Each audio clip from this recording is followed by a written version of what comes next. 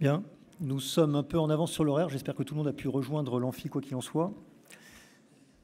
Messieurs les officiers généraux, mesdames et messieurs les élus, mesdames et messieurs les membres de la réserve citoyenne, je suis le colonel Christophe Richard, chef du bureau de gestion des réservistes de la Direction des ressources humaines de l'armée de terre. Le bureau de gestion des réservistes administre les quelques 65 000 personnels relevant des 3 réserves de l'armée de terre, 24 000 au titre de la réserve opérationnelle de premier niveau, 39 000 au titre de la réserve opérationnelle de deuxième niveau et un peu moins de 2 400 réservistes citoyens. C'est donc un véritable plaisir et un honneur pour moi de m'adresser à vous, tant depuis le poste qui est le mien, je mesure toute l'abnégation et l'engagement que représente l'engagement dans les réserves de l'armée de terre. Alors, je vais, en une petite dizaine de minutes, tout d'abord vous présenter autour de quelques chiffres ce qu'est la réserve citoyenne aujourd'hui. Et je mettrai ensuite en perspective l'ambition de l'armée de terre pour sa réserve, ce qui, à n'en point douter, constituera dans les mois et les années qui viennent un contexte de plus en plus prégnant pour les actions que vous aurez à mener.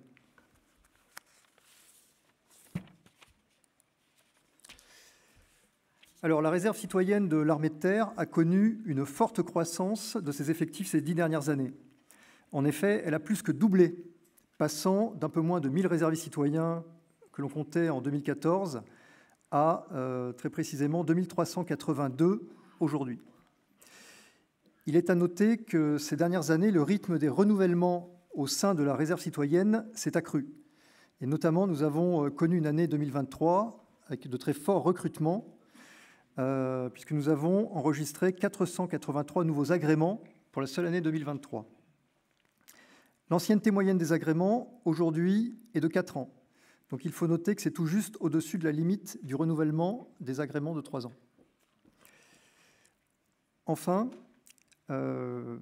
mesdames, vous représentez au sein de la réserve citoyenne 21% de notre population. Je note que cette proportion est similaire à celle que l'on trouve au sein de la réserve opérationnelle de premier niveau. Mais je note aussi que la tendance est à une croissance de votre part au sein de cette réserve, puisque sur la période que j'ai considérée dans cette présentation, votre nombre a été presque multiplié par 3.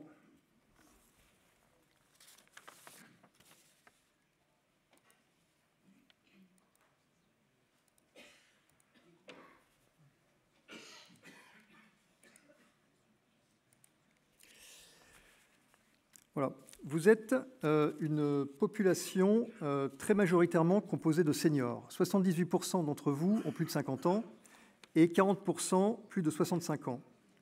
Une majorité d'entre vous a déjà eu une expérience militaire, que ce soit au titre du service national, pour 44% d'entre vous, ou au sein de l'armée professionnelle, pour 18%. Toutefois, nous constatons une tendance qui est plutôt au rajeunissement de votre population. La part des ab initio, c'est-à-dire de ceux qui intègrent la réserve citoyenne sans expérience militaire préalable, eh bien, cette part est en augmentation et l'âge moyen de cette population a tendance à baisser. Il était de 54 ans en 2021, aujourd'hui, il est de 51 ans. Notez-le, votre Benjamin a 18 ans, votre doyen 89. Les professions intellectuelles supérieures et les cadres sont majoritaires parmi vous, pour plus de 52% d'entre vous, suivis par les retraités, 25%, et les chefs d'entreprise, 10%. Mais vous êtes, comme je le signale sur cette diapositive, une population active et engagée, comme en témoigne bien sûr votre engagement au sein de la réserve citoyenne, mais pas seulement. 75% d'entre vous sont en activité professionnelle, en plus de cet engagement dans la réserve citoyenne. 45% sont membres d'une association ou d'un syndicat, 50% sont membres d'un conseil d'administration ou responsables d'une association, et 12% d'entre vous sont titulaires d'un mandat électif, ce qui est, il faut le signaler, 10 fois plus que ce que l'on retrouve au sein de la population française dans son ensemble.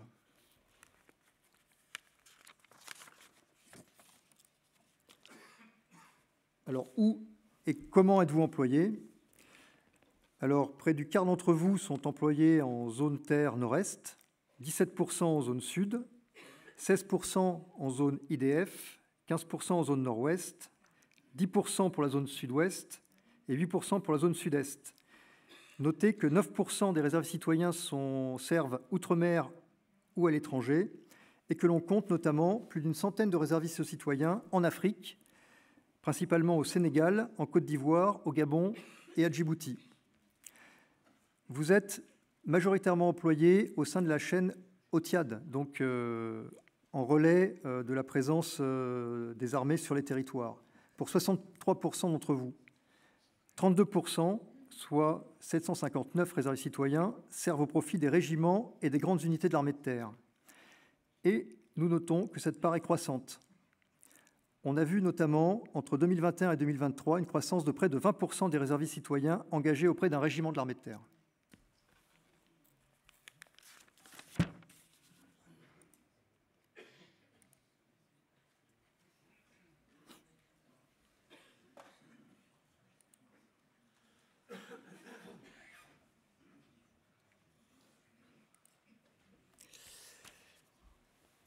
Voilà. Alors, quelle est la perspective, notamment au regard de l'ambition de l'armée de terre pour ces réserves? Comme vous le savez, la loi de programmation militaire porte une ambition forte pour les réserves. Et l'armée de terre s'inscrit naturellement pleinement dans ce mouvement dont elle porte l'essentiel de l'effort. Ainsi, en 2030, comme cela a été évoqué ce matin, la réserve opérationnelle, aujourd'hui forte de 24 000 réservistes opérationnels de premier niveau, vise à être multipliée par 2. Et cette réserve sera employée en fonction de 3 finalités bien identifiées. Tout d'abord, une réserve de compétences qui représentera de l'ordre de 30% des réservistes, c'est-à-dire des réservistes disposant de spécialités particulières ou d'expertise, notamment dans le domaine de l'emploi des forces. On trouvera au sein de cette réserve de compétences la population des réservistes spécialistes. Alors, ces réservistes spécialistes, qui se voient octroyer un grade pour la durée de leur engagement en fonction de leur niveau de formation et d'expérience, verront leur effectif s'accroître de manière considérable tout au long de cette période. Aujourd'hui, on en compte 550, ils seront plus de 5000 en 2030, avec notamment des domaines d'action qui vont s'élargir par la création de la réserve opérationnelle industrielle, donc en renforcement de l'industrie de défense, de la réserve numérique, la création d'un bataillon de renseignement de réserve spécialisée et d'un bataillon de réserve cyber. La deuxième finalité est une capacité d'intervention renforcée sur le territoire national. Donc cette réserve territoriale sera composée en 2030 de 12 bataillons de réserve de brigade. 6 seront créés dès cette année par les 6 brigades de combat. Et 6 bataillons de réserve de zone qui sont des unités similaires à ce qui est aujourd'hui le 24e régiment d'infanterie. C'est donc une capacité d'intervention renforcée dont disposera l'armée de terre à cette échéance de 2030 pour intervenir sur le territoire national avec des unités de la taille d'un groupement tactique capable d'intervenir en autonomie épuisé au sein de cette réserve. Enfin, la troisième finalité de cette réserve, c'est de constituer une réserve de combat présente et intégrée jusqu'au plus petit niveau au sein de tous les régiments et constituant pour la force opérationnelle terrestre une réserve métier consolidée. Mais 2030 ne sera qu'une première étape. L'objectif qui nous est assigné à l'horizon de 2035 verra les armées compter un réserviste pour 2 militaires d'active, soit pour l'armée de terre, un total de 58 000 réservistes envisagés à cette période. Donc la période qui s'ouvre offre naturellement de très nombreuses opportunités pour celles et ceux qui souhaiteraient faire évoluer la forme de leur engagement au sein de l'armée de terre en rejoignant sa réserve opérationnelle. Je souligne à cet égard que la limite d'âge pour servir au sein de la réserve opérationnelle a été reporté à 72 ans depuis l'été 2023.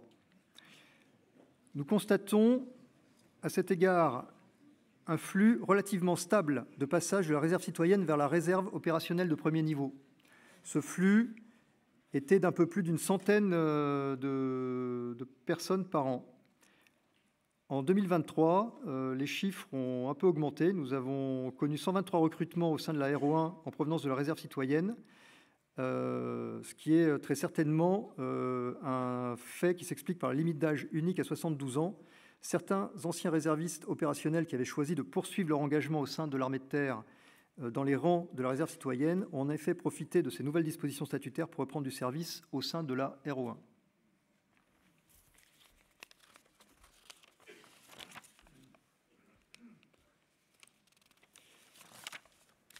Voilà. Je vais reprendre maintenant mon képi de chef du bureau de gestion des réservistes pour vous parler un peu de ce sur quoi nous travaillons pour votre gestion à vous, réservistes citoyens.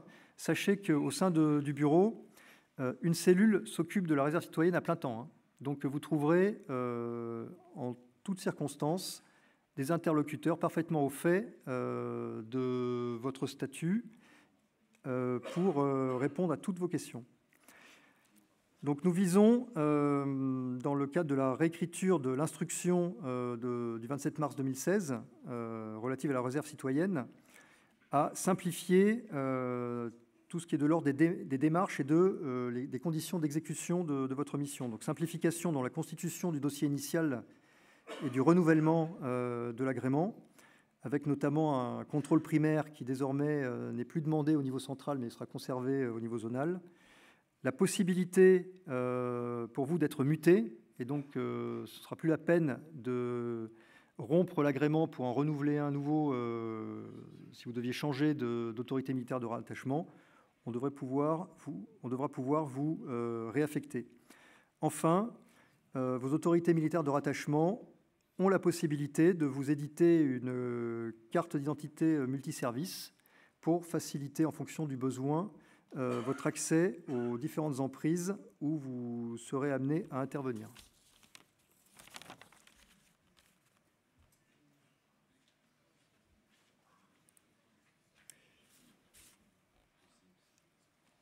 Je suis prêt à répondre à d'éventuelles questions si vous le souhaitez, avant de laisser la place à mon camarade.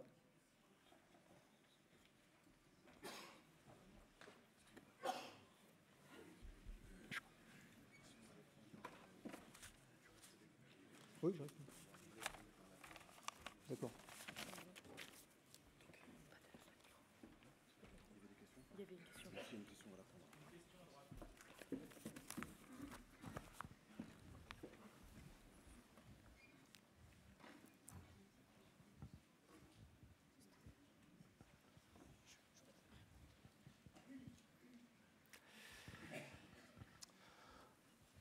Mon colonel, question. Est-ce qu'un ancien réserviste opérationnel qui a résilié son honorariat pour intégrer la réserve citoyenne peut demander à retrouver le statut d'officier de réserve honoraire? Ma réponse est oui. Oui.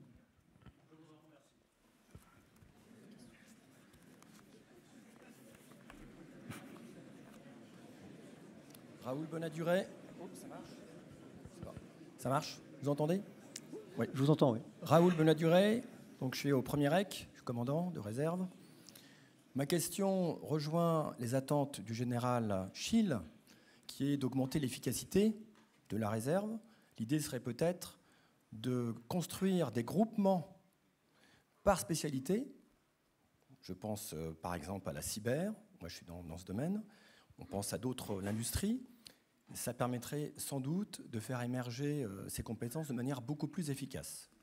Je ne sais pas ce que vous en pensez. Et est-ce que ça existe? Parce que vous avez les compétences, on vous les a données en ligne, vous savez à peu près ce qu'on fait. Maintenant, il n'y a que vous qui pouvez réunir ces groupes. Alors, je pense que, enfin, à titre personnel, je pense que c'est une bonne idée. Mais je pense que là, on est vraiment dans l'emploi de ce qu'on fera de cette réserve citoyenne. Et donc là, il revient aux AMR, en fonction de leurs besoins et des opportunités qui se feront jour, d'organiser vos actions selon ce modèle que vous proposez, oui.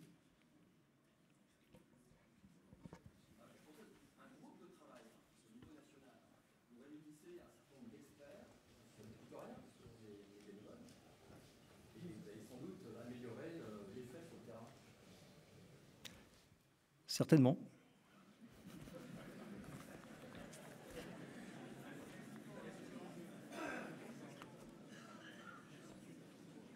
Mais encore une fois, pour cette question, rien ne l'empêche. L'autorité militaire qui vous emploie peut vous employer dans ce cadre et l'organiser. Oui. Rien n'empêche son organisation.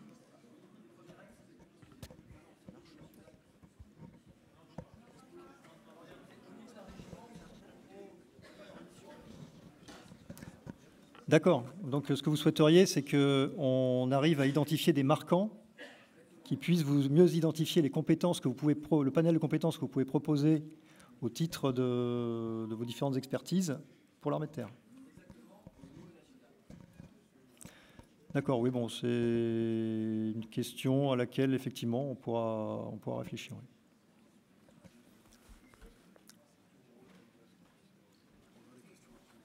Oui.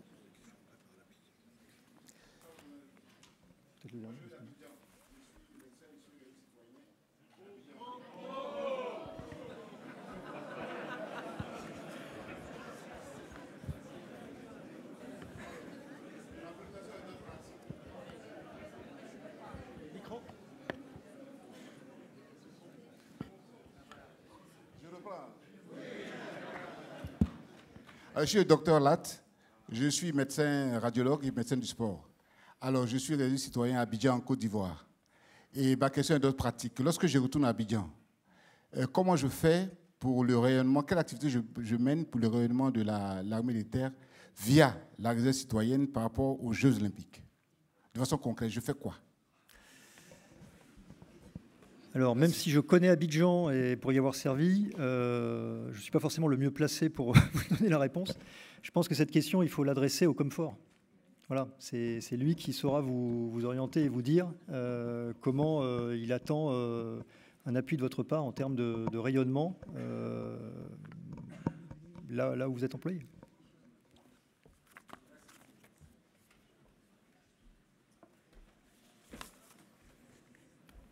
Merci à toutes et tous pour les nombreuses questions. Pour le volet questions, ce que je vous propose, on va passer sur une deuxième phase avec notre logiciel. Vous avez bien compris qu'on est en phase un petit peu d'expérimentation et qu'on teste ce nouveau concept. Le sondage est terminé, on a de bons retours, on a à peu près 320 réponses, ce qui nous permettra ensuite de vous commenter les résultats juste après le point que je vais vous faire. Et si vous vous reconnectez sur votre smartphone, vous pouvez désormais poser vos questions directement sur l'application, ce qui permettra là aussi de les prendre juste après que j'ai fini mon petit topo, et on clôturera ensuite avec la table ronde de nos réservistes citoyens qu'on mettra à l'honneur. Voilà, donc comme je l'évoquais tout à l'heure, le pôle rayonnement a notamment pour mission l'animation haute de la réserve citoyenne de l'armée de terre. À ce titre, nous sommes en charge de l'organisation tous les 2 ans des assises, et en les préparant avec vos autorités militaires, j'ai pu mesurer concrètement l'ampleur de vos actions au profit des unités, que ce soit en métropole, que ce soit outre-mer ou, docteur, comme vous venez de le mentionner, que ce soit à l'étranger. Et en fait, à l'image de l'armée de terre, la conclusion, c'est que le soleil ne se couche jamais sur notre réserve citoyenne.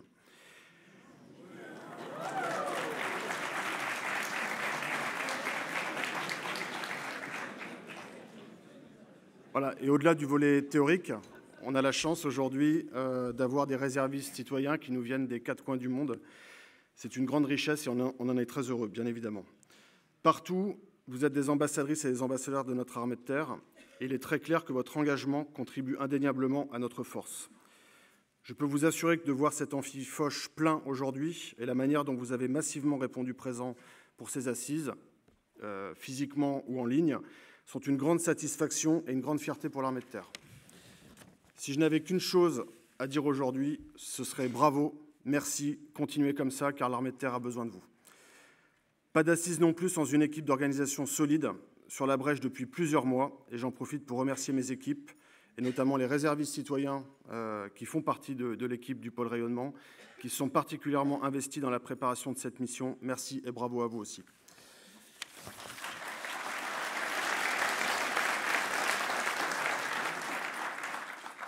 J'en viens maintenant aux axes d'effort et aux perspectives vues du pôle rayonnement pour la réserve citoyenne. Le premier axe d'effort, c'est voilà, une question qu'on se pose très régulièrement, c'est comment mieux vous informer pour que vous puissiez mieux relayer. L'idée, bien évidemment, ce n'est pas de prendre la place de vos autorités militaires qui ont leurs propres canaux de diffusion, qui vous informent régulièrement des actualités de l'armée de terre, qui organisent à votre profit un certain nombre d'activités. Bien évidemment, ce n'est pas ça le sujet, mais c'est d'être complémentaire de leurs actions et aussi de recenser ce qui se fait de bien localement pour pouvoir le partager au plus grand nombre. J'y reviendrai tout à l'heure. Avant ça, je vous propose tout d'abord, sur le volet information, un point sur les dispositifs d'information qui existent au niveau central. Premier point, bien évidemment, les réseaux sociaux de l'armée de terre, que vous connaissez, j'imagine, tous. Pour ceux qui ne les connaissent pas, sur les flyers qui se trouvent dans vos tote bags, vous avez un récapitulatif complet, en passant de YouTube, Instagram, Facebook, de l'ensemble des réseaux de l'armée de terre, qui permettent bien évidemment de vous tenir informés. Je vous signale également l'apparition du nouveau Terre Magazine, voilà, dans son nouveau format depuis septembre dernier. Vous en avez un dans votre tote bag également. Voilà, on pense à vous et on vous a prévu un petit peu de lecture pour le trajet retour. Et la version numérique de ce Terre Magazine est également en ligne. Voilà, donc premier point, les réseaux sociaux de l'armée de terre. Deuxième point, le site internet de la réserve citoyenne. Votre site, qui vient de faire peau neuve. Voilà, on l'a remis en ligne la semaine dernière. Et au-delà des informations et des actualités qui s'y trouvent, aujourd'hui, l'idée, c'est « je veux devenir réserviste citoyen de l'armée de terre ». Je tape sur Google « comment devenir réserviste citoyen de l'armée de terre ». Je tombe sur ce site. Et dans ce site, j'ai l'ensemble des éléments, des informations qui me permettent de rejoindre, en tout cas de postuler pour devenir réserviste citoyen. On essaye également régulièrement de mettre quelques actualités de la réserve citoyenne, même si aujourd'hui on s'aperçoit que ce canal de diffusion n'est pas forcément le meilleur pour vous informer et qu'il y a plus un sujet vers de l'information poussée. Voilà, j'y reviendrai. Sur ce site, on trouve également un lien vers un module, un outil de formation en ligne, un MOOC, que nous venons également de remettre à jour. Ce MOOC qui permet de s'acculturer et d'approfondir ses connaissances sur l'armée de terre. C'est un outil, à mon sens, particulièrement utile pour ceux qui nous rejoignent ou pour ceux qui veulent se tenir à jour. Ce sont 6 modules très pédagogues et que vous pouvez faire en plusieurs fois. Ça ne se fait pas forcément d'un bloc et qui sont à la portée de tous. Voilà. Et sur ce coup-là, je ne dis pas bravo parce que le MOOC ne fonctionne pas assez bien. Voilà. Il est assez méconnu. On a très peu d'utilisation du MOOC. C'est certainement, il y a une part de notre faute parce qu'il est, à mon sens, pas assez connu. Donc, on va faire un travail là-dessus pour mettre en valeur cet outil. Voilà, mais là aussi, soyez des relais de cet outil de formation et de cet outil de connaissance théorique de l'armée de terre. Ensuite, je vous invite également à suivre, si vous ne le faites pas déjà, 2 comptes LinkedIn en particulier. Celui du CEMAT, sur lequel le général Schill, depuis à peu près 1 an maintenant, partage ses réflexions et les grands enjeux et priorités de l'armée de terre. Voilà, donc si vous ne le connaissez pas, je vous invite à le suivre pour en apprendre davantage et bien comprendre les priorités du chef d'état-major. Ensuite, celui du pôle rayonnement de l'armée de terre, plus en lien avec les grandes actualités de l'armée de terre et logiquement de tout ce qui touche au rayonnement et à la réserve citoyenne. Nous ferons d'ailleurs un fil rouge jusqu'à cet été sur notre LinkedIn avec la mise en avant d'actions remarquables conduites par certains d'entre vous dans le suivi des assises. Je mentionne également la lettre du CEMAT que j'évoquais ce matin, dont le premier numéro est sorti en fin d'année. Normalement, vous l'avez tous reçu sur vos boîtes mail juste avant les fêtes et qui paraîtra désormais sur un pas trimestriel. Voilà, dans les perspectives et les projets en cours, toujours sur ce sujet de mieux vous informer, nous allons éditer une newsletter de la réserve citoyenne qui n'existe pas aujourd'hui, avec là encore l'objectif de mieux vous informer et de vous donner les bons messages pour en être le relais. Et au-delà des informations générales, elle aura aussi pour objectif, cette lettre, de partager des bonnes pratiques identifiées localement et ainsi de valoriser ces actions et de donner des bonnes idées aux autres. Voilà, aujourd'hui, c'est quelque chose qui n'existe pas. Et demain, l'idée, c'est bien de prendre ce qui se fait de bon partout et de le partager au plus grand nombre. Voilà, pour cela, nous nous appuierons sur vos autorités militaires, bien entendu, et notamment les bureaux rayonnement des zones de défense. Et le premier numéro paraîtra au mois d'avril prochain avec évidemment un retour sur les assises. Enfin, les questionnaires en ligne qui vous ont été proposés nous permettront de mieux comprendre vos besoins et attentes en termes d'information et donc d'adapter notre offre pour y répondre au mieux. Deuxième point de mon intervention, il s'agit de vous partager l'état de nos réflexions sur les nouveaux insignes. Je sais qu'il y a une forte attente, donc en toute transparence, même si ça n'est pas abouti, j'ai bien mentionné que c'était un projet. Voilà, mais on souhaitait, le chef d'état-major, en l'occurrence, souhaitait pouvoir vous le partager aujourd'hui et vous dire là où on en était. Donc les insignes vont évoluer avec la suppression des grades. Et ce que je peux vous dire aujourd'hui, c'est que l'on va conserver un insigne distinctif par armée, qu'il permettra de valoriser la durée d'engagement du réserviste citoyen. Voilà, ça, c'est les lignes directrices qui ont été données par l'état-major des armées. Que pour l'armée de terre, nous devrions garder la forme et la couleur de l'insigne actuel, donc le vert, et c'est le pourtour qui devrait changer en fonction de l'ancienneté, bronze, argent, puis or. Voilà, la durée n'est pas encore totalement tranchée, mais on devrait s'orienter sur cet insigne. On a fait le choix également de conserver le pins que vous connaissez, puisque nous nous sommes aperçus, je crois qu'il a à peu près 1 an d'ancienneté, nous nous sommes aperçus que hors cérémonie, il était porté par bon nombre d'entre vous, donc on conservera également le pins de la réserve citoyenne. Voilà, ces premières orientations vous seront confirmées très prochainement par vos autorités militaires. C'est en cours d'arbitrage à l'état-major des armées pour qu'il y ait une harmonisation, bien entendu, avec l'ensemble des armées et des services. Et j'espère que ça aboutira rapidement. Voilà, je vous propose maintenant, avec Marie-Laetitia, de vous faire un petit retour sur les questionnaires auxquels vous avez répondu. On va pouvoir avoir une petite photo de notre réserve citoyenne, en tout cas celle présente aujourd'hui et celle qui a répondu en ligne. Et je crois que ça va apparaître à l'écran. Exactement, merci colonel. Alors pour ceux qui ont plus de 4 ans d'ancienneté, vous vous souvenez qu'avec le groupe de réflexion Terre, qui est le cercle de réflexion du CEMAT, nous avions lancé une première édition de cette enquête en 2017. Et donc je vous propose de faire une mise en perspective entre les résultats de cette année, donc 7 ans plus tard, et la première édition de 2017 sur les questions qui étaient communes. Évidemment, il y a aussi de nouvelles questions. Nous attendons la diffusion de la première réponse. Il s'agissait de savoir comment nous avons sollicité notre agrément initial, quelles étaient nos principales motivations. Et nous allons bientôt découvrir les réponses. Alors, comme je les ai eues juste il y a 3 minutes en avance de face, c'est possible de basculer côté Open-Do, s'il vous plaît? Il y a 2 ordinateurs. Normalement, ça fonctionnait hier. Petite notification.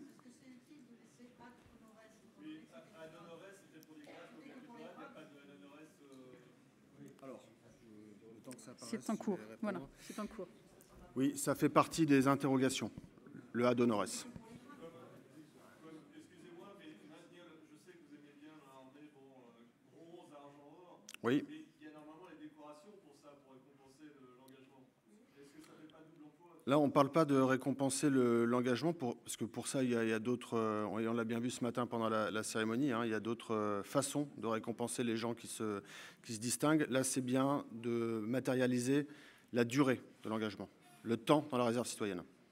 Voilà, on a vu tout à l'heure qu'entre, ça allait d'une dizaine d'années à 1 an. L'idée, c'est de matérialiser la durée d'engagement et non pas le mérite. Merci. On va revenir à la première question. Donc, lorsque vous avez sollicité ou lorsque nous avons sollicité notre agrément initial, quelles étaient nos motivations principales? On va revenir en arrière.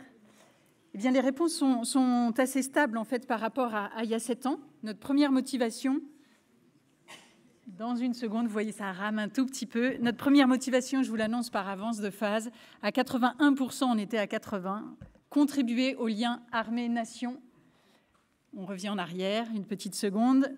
Donc 80%, notre première motivation, contribuer au lien armée-nation. Deuxième motivation, et qui est plutôt en augmentation ou en force, à 65%, servir l'armée de terre. Ça va s'afficher, quelques secondes. C'était à 45%, donc plus 20 points. pour cette modalité, cette motivation, vraiment du lien au service de l'armée de terre qui nous est chère et à laquelle nous tenons de servir. Deux autres motivations sont stables par rapport aux années précédentes. Agir pour la défense et la sécurité et sensibiliser la jeunesse. Donc la cible prioritaire que nous a fixée le CEMAT tout à l'heure, sensibiliser la jeunesse. Ça revient encore en arrière, une petite seconde. On va y arriver. Ah, ça y est. Vous voyez 81% en bleu. Le lien armée-nation. Deuxième motivation, deuxième bleu, 65% servir l'armée de terre. J'en étais aux deux motivations suivantes sur le top 3. Donc, agir pour la défense et la sécurité, 53% aussi, la troisième brique, sensibiliser la jeunesse aux enjeux de défense et de sécurité. Ces deux enjeux allant ensemble. Alors, nouveauté depuis 4-5 ans, je crois. Effectivement, une 5e mission a été fixée depuis un peu plus, puisque c'est post-2015, post-attentat. La mission de contribuer à la résilience de la société civile, et plusieurs réservistes contribuent fortement à cette mission. Le dernier item, vous voyez, a été ajouté. 47% d'entre nous servent désormais, dans les nouveaux agréments notamment, sur la base de cette motivation réaffirmée pour notre réserve citoyenne. Voilà, je vous propose de passer à la question suivante. Donc là, on revient un petit peu sur les éléments, où on complète les éléments précisés tout à l'heure sur le profil. Comment avez-vous eu l'idée, ou comment avons-nous eu l'idée de devenir réservistes citoyens? Par des personnels militaires, vous le voyez, à 47%, mais désormais à égal. Alors, c'était déjà le cas avant, on était à 46%. Vous voyez la continuité en 7 ans, la place des militaires, et donc on remercie tous les militaires présents, les autorités militaires de rattachement de nous appeler à servir, donc par les militaires, mais désormais à égal, et en augmentation, la dimension personnelle, une démarche personnelle pour devenir réserviste. Sont maintenus en bonne position, à 22% par d'autres réservistes citoyens, l'IH ou les autres sessions de formation et de sensibilisation. Et vous voyez l'effet attentat où la politique de réserve des autorités publiques, elle est tout à fait secondaire dans la motivation à devenir réserviste citoyen. La question suivante a été abordée tout à l'heure avec les statistiques officielles. Quels sont les anciens militaires? On va compléter plutôt par les anciens civils de la défense.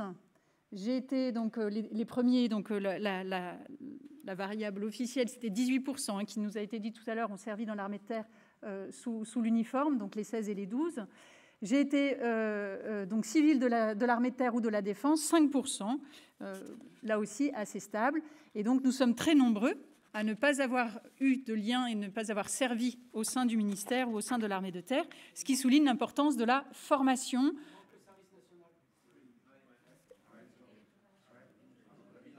C'est vrai, on l'a mis, voilà, oui, on vous rejoint. On peut mieux faire sur cette question. On pourra effectivement la modifier un petit peu par rapport à ce point. Mais ce qui est quand même important, je pense que ceux qui ont fait leur service ont peut-être un peu hésité à se mettre dans les autres rubriques. En 62. Bon, donc la valeur est à modérer. Mais ce qui renvoie quand même, parce que le service est pour certains d'entre nous, et on remercie toutes les générations de réservistes citoyens, parfois un peu anciens, l'importance de s'informer, de se former. Le sentiment d'être suffisamment informé est plutôt plus faible. On est à 65%, c'est pas mal, mais on était à 80% de sentiment d'être suffisamment informé il y a 7 ans. Donc cette information, je le dis en tant que réserviste citoyen, elle est à double sens. C'est-à-dire qu'on ne peut pas tout attendre. Je crois que ça a été dit ce matin. L'armée de terre ne peut pas dédier des contingents importants pour nous accompagner. En fait, on a une force d'appui. Alors, c'est très original dans l'institution puisqu'on a une forme d'autonomie. Mais là aussi, sur l'information, il faut aller la chercher et pas attendre qu'elle descende toujours. Donc, je pense que là, nous devons être actifs par rapport au tableau précédent. Tous ceux qui ont le sentiment d'être insuffisamment informés, un certain nombre de supports ont été rappelés. Il faut aller chercher l'information là où elle nous est proposée sans attendre qu'elle nous vienne. Quels sont les canaux pour être mieux informés? Nous plébiscitons donc notamment le mail, les mails ou alors le site, 64%, puis il y avait une double modalité, le site internet de la réserve citoyenne et les pages LinkedIn qui arrivent ensuite. Alors les WhatsApp à 2300, personnellement, je ne recommande pas, mais j'imagine qu'avec, voilà, sur les cercles plus locaux, le WhatsApp est toujours utile et sollicité par un tiers d'entre nous. Concernant le MOOC, donc nous devons plaider effectivement par rapport à notre usage donc, de cet outil qui avait été demandé lors des précédentes assises. Donc, le MOOC a été développé à notre demande, des assises il y a 2 ou 4 ans. Ce sera la page suivante, s'il vous plaît. Donc, le MOOC a été développé à notre demande. Un quart d'entre nous dans la salle. J'ai eu les réponses il y a 2 minutes. Si on peut passer à la diapo suivante. Voilà. Un quart d'entre nous a fait ce MOOC, donc cette formation en ligne, petite formation modulaire, où avant de pouvoir passer au tableau suivant, il faut avoir répondu, avoir écouté, s'être approprié, avoir répondu à quelques questions. Donc 1 sur 4 d'entre nous ont fait ce MOOC jusqu'à son terme, 10% en partie. Et pour les 60% restants, les 2 tiers restants, vous voyez, on se partage à égal entre ceux qui connaissaient son existence, mais qui n'ont pas pris ou eu le temps de le réaliser, mais qui essaieront de trouver, peut-être que ça peut être notre défi 2024, trouver ou 2024-25, avant la prochaine assise, réaliser ce MOOC. Et donc oui, pour un tiers d'entre nous, en fait, ils n'avaient pas connaissance, nous n'avions pas connaissance de ce MOOC, donc on vous remercie pour les actions de diffusion de son existence, ainsi qu'auprès, on remercie les AMR aussi de bien vouloir nous aider à le faire connaître. Alors, faisons-nous part de notre qualité de réserviste citoyen dans nos différentes sphères d'action. C'est le petit délai d'affichage de la page suivante. Réponse, nous sommes une réserve, nous sommes des ambassadeurs du quotidien en fait de l'armée de terre. Et donc la réponse, vous la voyez ici, cette fonction, nous la connaissons bien. C'est finalement rayonner par proximité auprès de nos proches à 93%. Nous faisons état de notre qualité de réserviste citoyen et c'est la première attente de l'armée de terre. C'est vraiment dans notre quotidien rayonner de ce lien, dire à quel point nos armées sont importantes. Le lieu de travail, alors ça, par rapport à d'autres enquêtes, puisque je suis sociologue pour ceux qui ne savaient pas, vous se posez la question, par rapport à d'autres enquêtes et notamment par rapport à la politique des réserves, on a un vrai sujet sur l'acceptabilité de la disponibilité des réserves. Donc, continuons à rayonner et à dire notre engagement dans nos entreprises. Il y a 7 ans, il y avait de mémoire plus d'un tiers qui n'osait pas le dire et qui n'en faisait pas état par peur même parfois d'être mal vu dans l'entreprise. Donc, le contexte géopolitique n'est plus le même. 72% d'entre nous faisons part de notre état de réserviste citoyen. Je pense que ça va dans le bon sens. Ça facilitera la politique de réserve opérationnelle également. Sur les réseaux sociaux, un tiers d'entre nous. Alors, qu'est-ce que cela... Est-ce qu'on est capable d'avoir un impact, une influence? Si oui, dans quel type de domaine au regard de la diversité et de la multiplicité de nos univers, soit de travail, soit d'engagement, soit comme parfois simple pratiquant d'une discipline, c'est la diapositive suivante.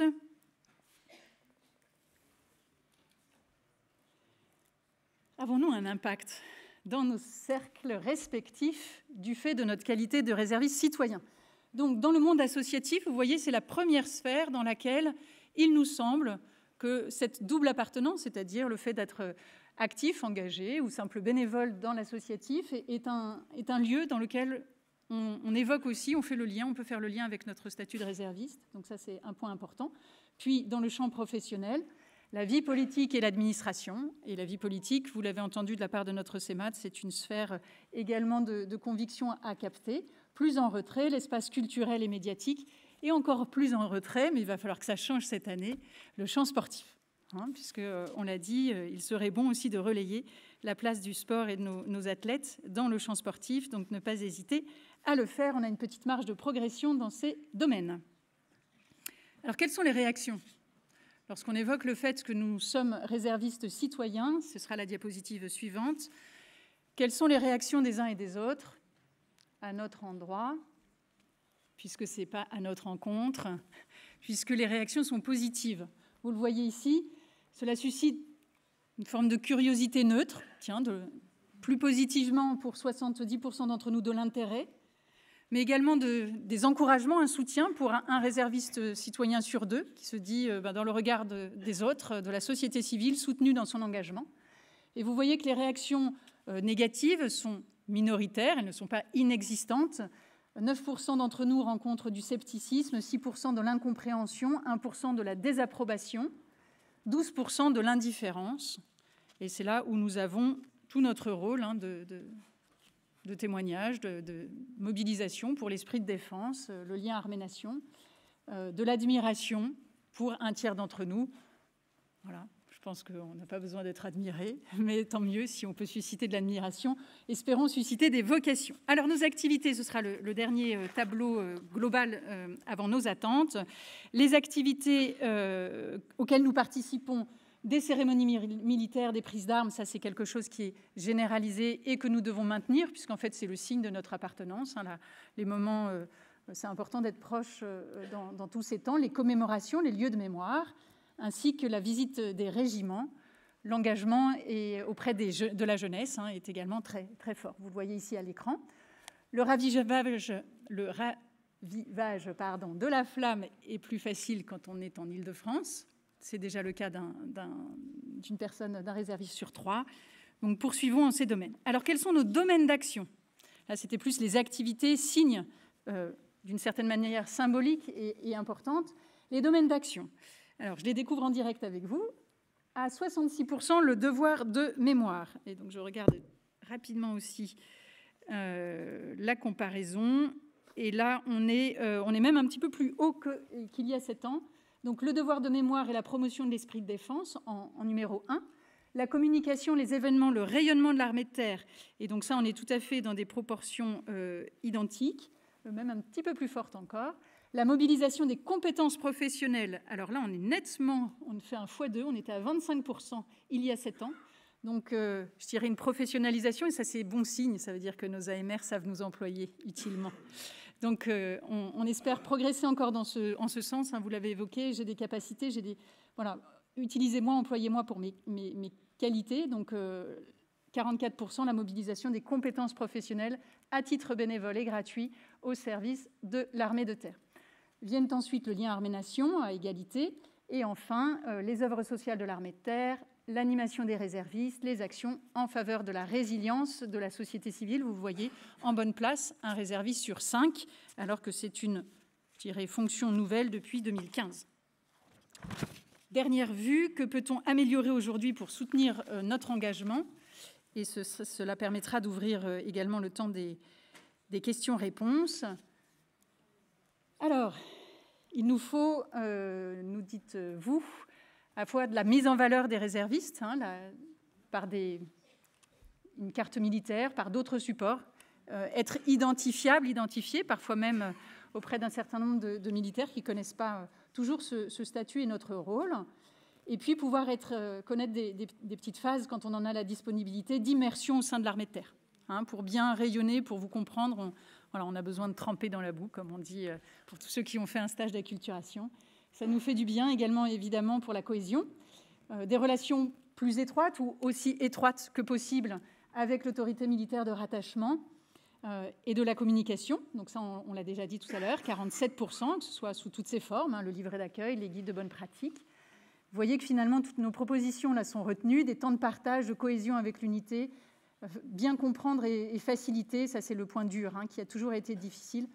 Comment identifier une mission utile à son AMR ou utile à l'armée de terre, ça c'est le point de difficulté, mais voilà, on n'est pas, je trouve que le 45% montre qu'on a plutôt bien progressé.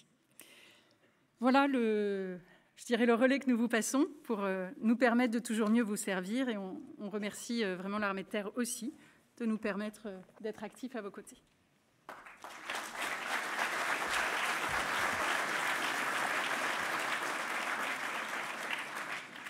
Merci beaucoup. Oui, on va prendre quelques questions. Donc, je rappelle, vous pouvez les poser via votre application Opendo, voilà, en forme de test pour nous. Non, sans micro, avec l'application. Et puis, on va tester le...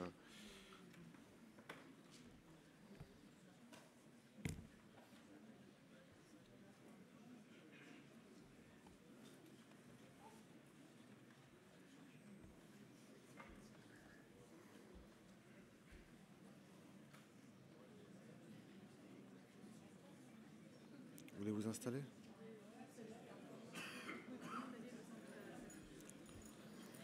Et pendant que vous posez vos questions, je vais demander à nos 8 réservistes citoyens de venir s'installer en préparation de la table ronde. Merci.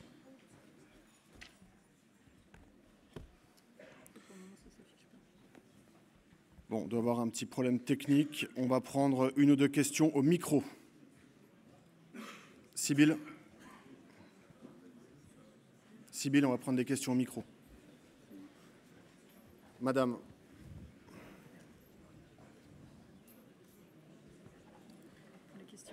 J'ai une petite question, concernant l'analyse. C'est très bien, excellent. Là, ici, nous avons une analyse quantitative. Alors, si vous voulez, pour la prochaine fois, on rajoute une analyse qualitative, parce que dans autres, on a des idées qu'on ne peut pas le montrer. Vous voyez, c'est juste. Et merci beaucoup. La sociologue que je suis et réserviste l'avait demandé. Voilà, on a eu une petite limite technique. J'en profite de la part du général Barbry qui s'occupe des réserves au niveau de l'état-major des armées qui m'en a parlé tout à l'heure. Il y a un grand sondage pour l'ensemble des réservistes citoyens qui va être lancé dans les semaines à venir, voilà, qui sera beaucoup plus complet et exhaustif. Voilà, ça a été fait pour la réserve opérationnelle et là, ça va être fait pour l'ensemble des réservistes citoyens de toutes les armées, de tous les services. Alors, je me permets de relayer une première série de questions, en fait, autour, je pense qu'on y a pour partie répondu, mais comme elles sont revenues, je les repose, autour de la bascule d'un statut à l'autre. En fait, certains évoquent le fait de, est-ce qu'il ne serait pas envisageable, quand on est réserviste citoyen, de ne pas dénoncer son engagement commercé pour passer en héros, mais plutôt quand on a une disponibilité et qu'il est possible d'avoir une mission courte sous statut de réserviste opérationnel, est-ce que cette souplesse pourrait être créée plutôt que cette bascule que vous avez évoquée d'un statut vers un autre? Tu peux la prendre ou... Là, j'avoue que... C'est pas envisagé aujourd'hui. Non, donc juste un mot, parce que ça, c'est une question qui revient souvent. Aujourd'hui, les deux statuts sont absolument... exclusifs l'un de l'autre. Donc effectivement, on ne peut pas être en même temps réserviste citoyen et réserviste opérationnel. Je dirais, dans le cadre de la LPM, il y avait aussi un groupe de travail sur les réserves qui avait été monté, notamment autour du ministre, etc., avec de nombreux participants. Cette question était déjà venue sur la table. Aujourd'hui, je dirais, le règlement n'a pas changé, donc aujourd'hui les deux statuts restent incompatibles. Est-ce qu'à l'avenir ça va évoluer ?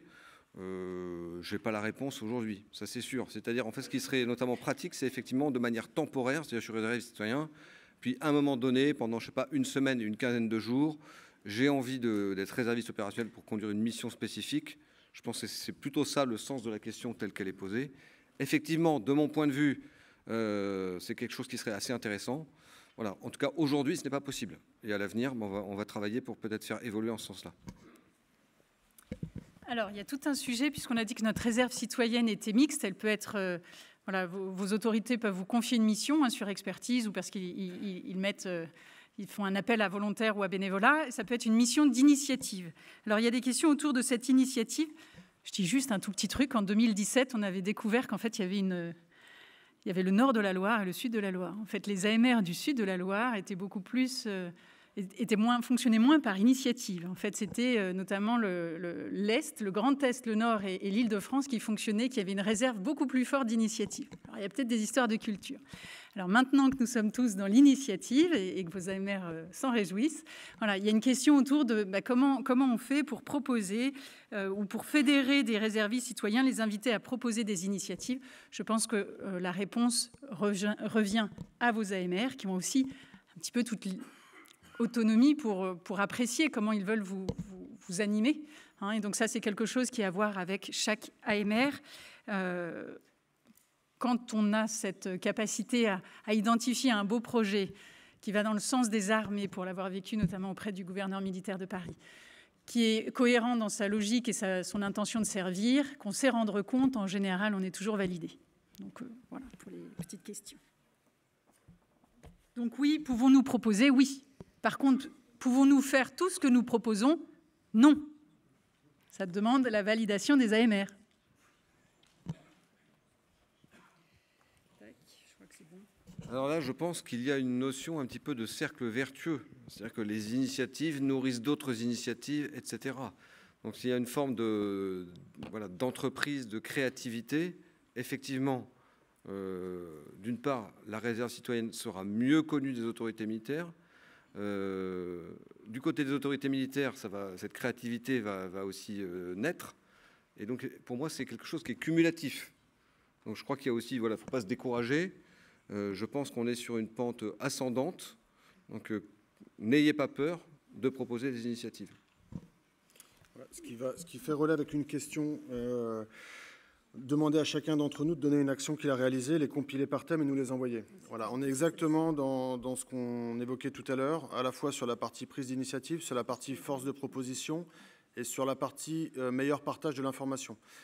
La newsletter devrait pouvoir y contribuer, notamment à travers de mise sous lumière d'une ou deux initiatives par numéro. Mais oui, l'idée, c'est bien de prendre ce qu'il y a de meilleur un petit peu partout et de le partager au plus grand nombre pour donner des bonnes idées. Oui. Et dernière question par rapport à la suppression des grades honorifiques, on n'oublie pas le ad honorem, sur le recrutement futur des RC, est-ce que vous pensez que ça aura un impact, une incidence? Bon, je l'avais brièvement abordé ce matin dans mon introduction. Alors, comme j'ai eu aussi une ou deux questions pendant le repas, j'élargis un peu cette question. Donc tout d'abord, j'ai eu une question. On me dit, est-ce qu'il n'y a que l'armée de terre qui est touchée par la suppression des grades? Donc pour ceux pour qui ce n'est pas clair, donc je précise, cette suppression des grades, elle a été décidée pour l'ensemble du ministère des Armées. Donc cette décision, elle est valable pour la marine, pour l'armée de l'air et pour les réservistes citoyens, un certain nombre de services interarmés. Voilà. Donc les grades des réservistes citoyens sont supprimés pour l'ensemble des réserves citoyens de tout le ministère des Armées. Mesure de l'impact. Bon, il n'y a pas eu de mesure d'impact. D'ailleurs, c'est assez difficile à mesurer, notamment sur les recrutements futurs. Moi, je suis absolument persuadé, mais je ne suis pas le seul dans cette salle, parce que parmi vous, pour avoir échangé avec un certain nombre d'entre vous, l'immense majorité, enfin, l'immense, en tout cas, la majorité des réservistes citoyens ne sont pas spécifiquement choqués par cette suppression des grades. Peut-être que l'annonce a été faite de manière précipitée, et notamment le point de sortie, c'est-à-dire l'évolution des insignes, etc., ce que ça emporte, ça n'a certainement peut-être pas été assez développé. Voilà. Bon, je crois que c'est une forme de tempête dans un verre d'eau. Aujourd'hui, de toute façon, il faut se tourner vers l'avenir. L'avenir, c'est l'action. L'avenir, c'est recruter d'autres réserves citoyens, chercher une forme de rajeunissement aussi de la réserve citoyenne. Non pas que, je dirais, toute personne est bienvenue dans notre armée de terre, je l'ai dit d'ailleurs ce matin. Voilà. Mais je crois qu'il y a une forme de dynamisme à générer. On est saisi par l'époque, c'est ce qu'évoquait aussi le chef d'état-major de l'armée de terre. Et donc là, il faut se tourner résolument vers l'avenir. Je crois que c'est ces grades honorifiques, finalement. Moi, c'est comme ça que je comprends. C'est une forme de détail. La majorité d'entre vous, vous êtes venus pour servir et appuyer l'armée de terre. C'est ce qu'on constate au quotidien dans nos échanges. Voilà. Donc on vous remercie pour cet engagement renouvelé. Je n'ai pas de crainte particulièrement sur l'avenir et sur le recrutement de futurs réservistes citoyens.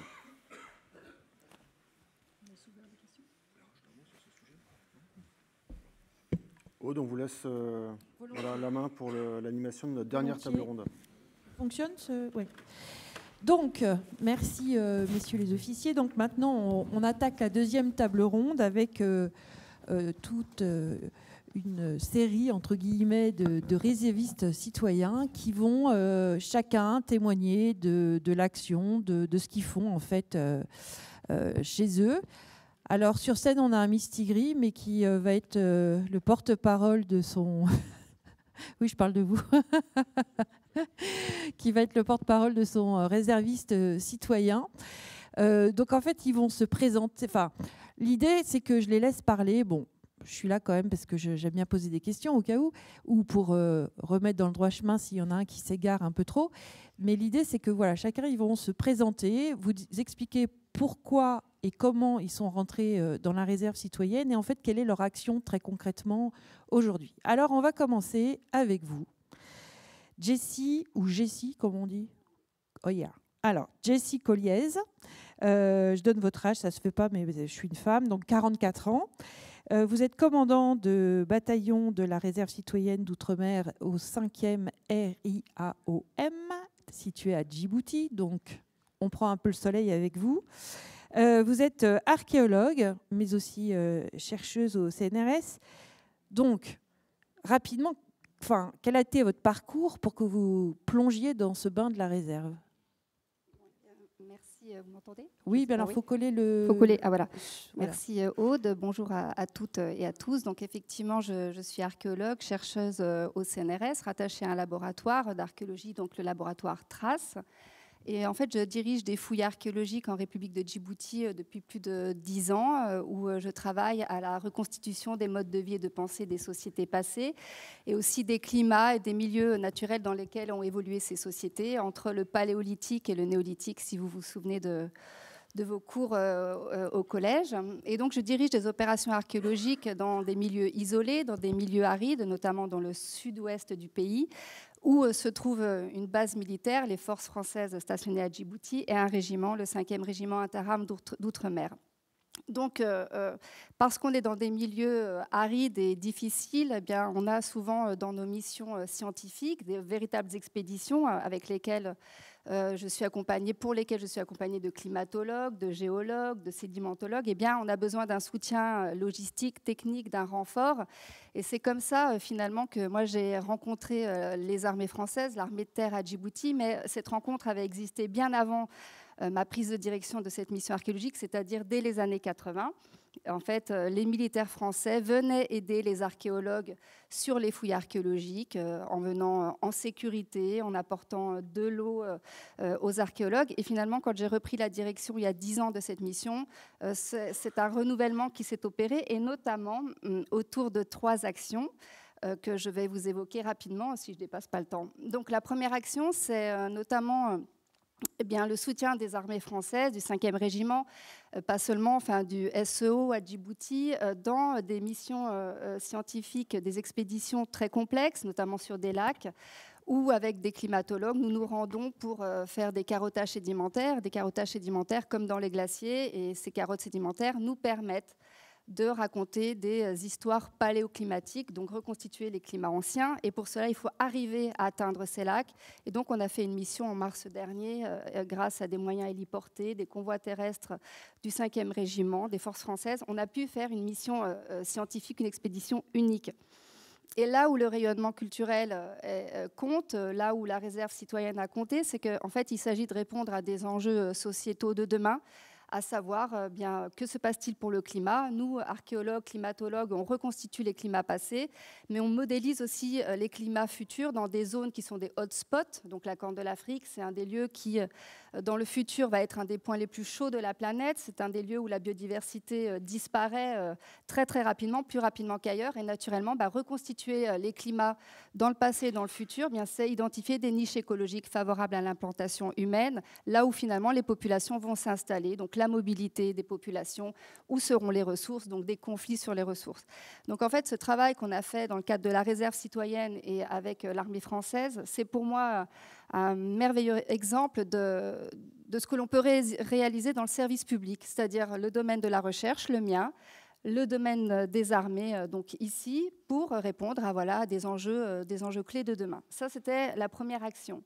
Une deuxième action a porté cette fois-ci sur le patrimoine. Donc, c'est là que je me retrouve beaucoup aussi en tant que réserviste citoyenne dans ce que l'on fait à l'armée sur le patrimoine, c'est-à-dire on commémore, on fait des cérémonies, on inscrit les militaires, vous inscrivez vos actions dans les ressorts historiques, vous contextualisez pour mieux agir. Nous, les archéologues, on travaille sur le patrimoine, on le valorise, on le transmet. Et là, c'est ce pont effectif, moi, qui m'a fait aussi adhérer à la réserve citoyenne. C'est qu'est-ce que l'on peut faire de notre patrimoine, sachant que quand il y a un conflit, la première chose que l'on attaque, c'est la culture, le patrimoine.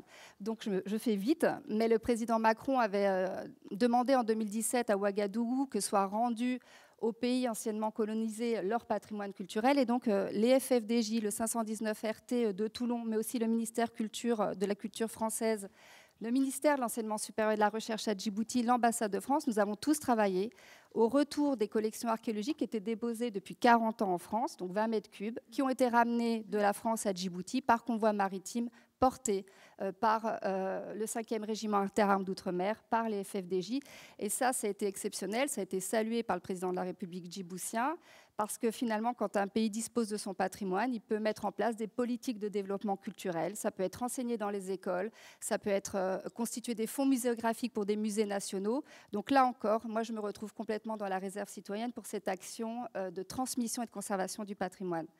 Et la dernière action, qui est une action que l'on a faite en particulier dans le cadre d'une action civilo-militaire avec le 5e régiment interarmes d'outre-mer, ce sont des actions de solidarité sanitaire et sociale. Donc je travaille dans des lieux qui sont isolés, extrêmes, où les structures médicales sont rarement suffisantes. Et donc, à chacune de mes opérations archéologiques, je me rends avec mon équipe, souvent accompagnée de médecins qui viennent délivrer des soins gratuits à une population qui en a besoin. Le tout, bien sûr, en se reposant sur des autorisations avec le ministère de la Santé djiboutien, sur le tissu associatif local. C'est très important à dire. On n'est pas là tout seul à travailler, les Français. C'est un travail collaboratif entre les deux pays. Et on a décidé de concrétiser ce que je faisais moi-même, par ailleurs, de manière moins structurée, en mutualisant mes réseaux, les moyens de l'armée, les réseaux de l'armée, pour finalement construire une petite maternité qui deviendra prochainement fonctionnelle, le tout avec des perspectives qui vont se poursuivre donc dans les années à venir. Donc pour moi, c'est ça la réserve citoyenne. Et je rajouterais que mon papa était militaire de carrière et que c'est aussi s'inscrire dans une filiation paternelle. Il a réussi à transmettre à ses 3 enfants le goût de l'œuvre collective, la cohésion, l'esprit d'équipe, l'aventure. Et pour moi, c'est ça aussi une fierté d'aller dans sa ligne. Vous allez transmettre ça, cette fibre à vos enfants ? J'essaye, on verra. Merci beaucoup. Alors,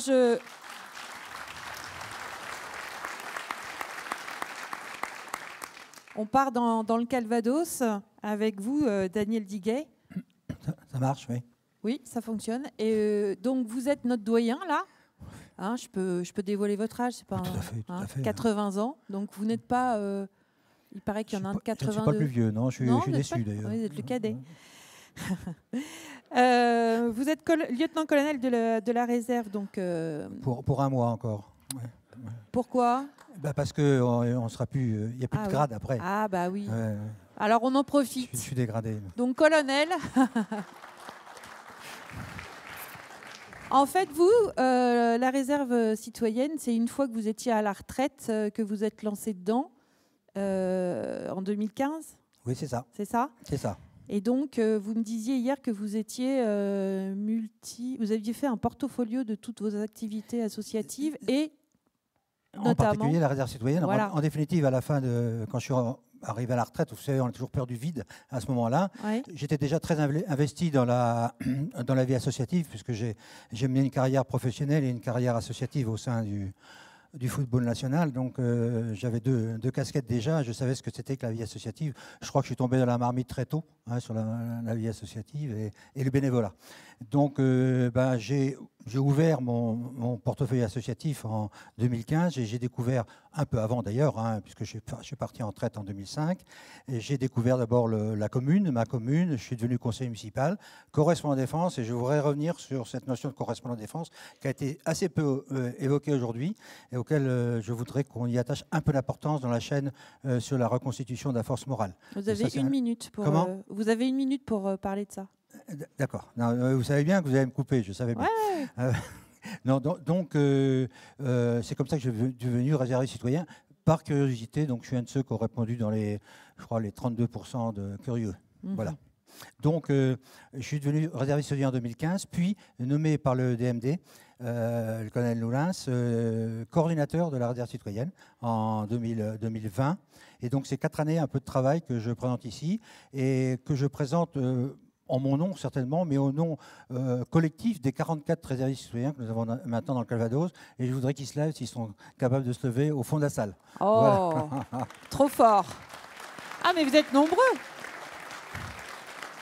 On s'est répété tout à l'heure. Alors, ce qui est surprenant, c'est que le Calvados, en fait, c'est un département où il n'y a pas de régiment d'actifs. Alors, c'est un village gaulois, vous savez, voilà. On a parlé ce matin, c'est un peu un village gaulois. On a 2 sémaphores quand même. On a quand même 2 sémaphores, n'est-ce pas, général? On a 2 sémaphores. Il y en a un qui est en train de s'écrouler, mais enfin, l'autre est opérationnel.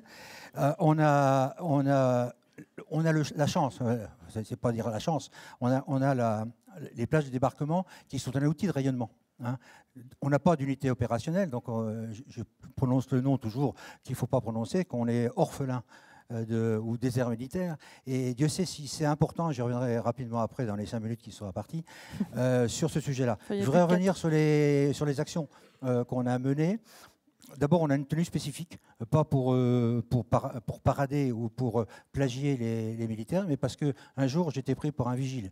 J'ai dit quand même que c'était un peu mieux d'avoir au moins une cravate, enfin quelque chose qui nous donnait un aspect distinctif. On a tous notre tenue, donc sur les 44 réservistes citoyens. La deuxième chose, et c'est plus important évidemment, on a travaillé beaucoup sur la jeunesse. On a une académie des cadets de la défense, on a travaillé dans les écoles primaires. Donc on a un travail sur les écoles primaires qui est assez original, que j'ai mis personnellement en place. J'aurai pas le temps d'en parler, mais je crois que c'est important. On travaille beaucoup sur les collèges. On oublie un peu le CM1, CM2, qui sont là des choses très importantes. Voilà. Et alors j'aurai des choses à dire à la fin et c'est tout. Non, mais ce qui est intéressant, c'est que vous vous occupez énormément de la jeunesse et que, effectivement, à défaut d'unité d'active, vous avez quand même un patrimoine culturel qui vous permet d'organiser énormément de choses pour les enfants et de les sensibiliser. Voilà. Allez-y, je vous laisse le micro. Oui, je crois que c'est ces enfants-là qui, malheureusement, sont peut-être confrontés à un conflit de forte intensité dans 10, 20, 30 ans, on ne sait pas. Hein, mais enfin, c'est comme ça je pense que la doctrine militaire est construite, y compris dans cette population. Et je reviens à cette population qui est rurale. Alors, je sais que ce n'est pas applicable partout, hein, mais nous sommes dans la France rurale profonde, le pays d'Auge, pour ceux qui connaissent. Eh bien, ils n'ont pas vu un militaire en tenue depuis des mois ou des années, hein, à part les gendarmes, évidemment. Mais en général, ce n'est pas pour la bonne chose. Quand ils viennent les gendarmes, ce n'est pas bon signe. Donc, ce sont des gens qui ont besoin. On a retravaillé réellement cette force morale qui a disparu au fil du temps et au fil du fait qu'on n'a plus d'unité opérationnelle. Qu'est-ce que vous organisez, par exemple, concrètement pour ces enfants? Alors, ce que je fais, moi, je l'ai fait dans ma commune et puis après, j'ai un succès, j'arrive plus à donner, parce que en CM1, CM2, ils sont très, très réceptifs et je vais sur des lieux de bataille du débarquement. Donc vous imaginez, quand je dis aux enfants, regardez là, il y avait les Allemands, là, il y avait les Anglais, enfin, et les gamins, quand je leur parle de tanks, enfin, je m'adapte un peu à ce discours, puis je suis un papy pour eux, hein, vous voyez, donc je suis papy faire de la résistance, pour employer un mot, une plaisanterie, et je pense que ça passe bien.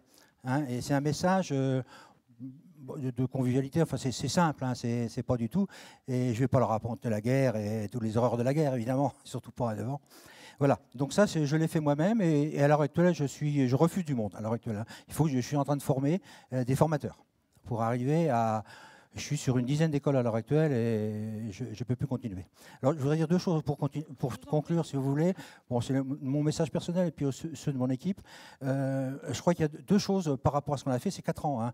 On a travaillé réellement l'ambiance aussi. J'ai retrouvé dans la réserve citoyenne beaucoup de respect, des valeurs militaires, mais que j'ai fait mon service quand même, donc je suis de l'armée de l'air, excusez-moi. Donc j'ai retrouvé ce sentiment d'équipe et de respect des gens, surtout à mon âge. Vous savez, quand on vieillit, on est un peu moins respecté. Et derrière tout ça, je crois que l'impulsion du DMD est importante. Hein. On en a parlé à plusieurs reprises, l'impulsion du DMD qui dit « allez-y ». Je crois que ça a été dit ce matin par le CEMAT, hein, c'est décentralisé, c'est très bien. Donc les initiatives sont locales. La deuxième chose, alors en termes de freins, je mettrai ça sur un temps, pour ne pas parler des décorations ou des je sais pas quoi, ou des grades, surtout mieux reconnaître le réservé citoyen. On a encore beaucoup de travail à faire. On est un peu entre les deux, entre le civil et le militaire. Et ça nous met quelquefois dans des positions inconfortables. Je vais prendre l'exemple classique qui n'a pas encore été évoqué, c'est qu'on n'a pas le droit, enfin c'est ce qu'on a dit, de conduire de véhicules militaires en tant que réserviste citoyen. À l'heure actuelle, mes collègues qui sont venus ici, mes camarades, sont venus avec un réserviste opérationnel qu'on a payé pour venir les conduire à Paris. Avouez quand même, ça pourrait être un petit truc. Il y a plein de petites choses à regarder on évoque avec le général Couetou, hein, on a plein de petites choses qui feraient que peut-être, et que nous, on est convaincus que, surtout dans les déserts militaires comme on est le maillon essentiel, et c'est de la prétention, vous allez dire, mais c'est pas grave, je suis prétentieux, le maillon essentiel du lien entre l'armée et le citoyen. Et je mets le réserviste citoyen et je mets le CORDEF. C'est toute cette chaîne-là qu'il faut... Et ce n'est pas les opérationnels, ce n'est pas les réservistes opérationnels. Les réservistes opérationnels, ils font de l'opération. Hein. Et je pense que nous, on est tout à fait habilités avec la reconnaissance qu'il faut, au bon niveau, pour faire ce... Et ce n'est pas une question de colonel, je ne sais pas quoi. Je suis très bien d'être Je crois qu'ils officier. ont bien compris. Et moi, surtout, ce que je voulais souligner, c'est que vous faites de la formation aux cérémonies. Oui. Hein, ça, c'est important quand même. Je ne peux pas en 5 minutes. Pas en 5 minutes, mais vous donnez l'essentiel. Hein. Alors, on fait une formation, là aussi dans le lien CORDEF, hein, réellement on travaille avec les CORDEF. Hein. CORDEF, correspondant de défense. Hein, donc on travaille avec eux, qui sont très essentiels dans le milieu rural. Hein. C'est un élu, alors la plupart du temps il est inconnu. Alors eux aussi, il faudra le former, parce qu'ils sont totalement inconnus, pour autant qu'il y en ait d'ailleurs. Hein. Et c'est eux qui sont le maillon essentiel, c'est eux qui vont pouvoir créer cette résilience locale. Hein. Et nous, on fait, par exemple, pour les cérémonies, on a découvert que les cérémonies étaient faites en dépit du bon sens, et on a donc fait une formation cérémonique qu'on fait par canton dans tout le Calvados. Pour les élus, c'est ça? Pour les élus locaux, notamment. Les élus locaux, voilà. Et pour les enfants. Les enfants, par exemple, je simule une petite cérémonie ludique. J'ai acheté une casquette de préfet, des choses comme ça, et je leur fais répéter une petite cérémonie dans la cour de l'école, évidemment. Voilà. Bah, merci en tout cas. Denis. Il y a le fan club là-haut. Alors, Denis Roussel, vous êtes légèrement plus jeune, 72 ans. Oui. Colonel de la réserve citoyenne. Et vous aussi, vous êtes très impliqué auprès de la jeunesse. Et finalement, en fait, c'est ce que vous avez fait toute votre vie. Absolument. Alors, racontez-nous un peu comment vous êtes tombé dans la réserve.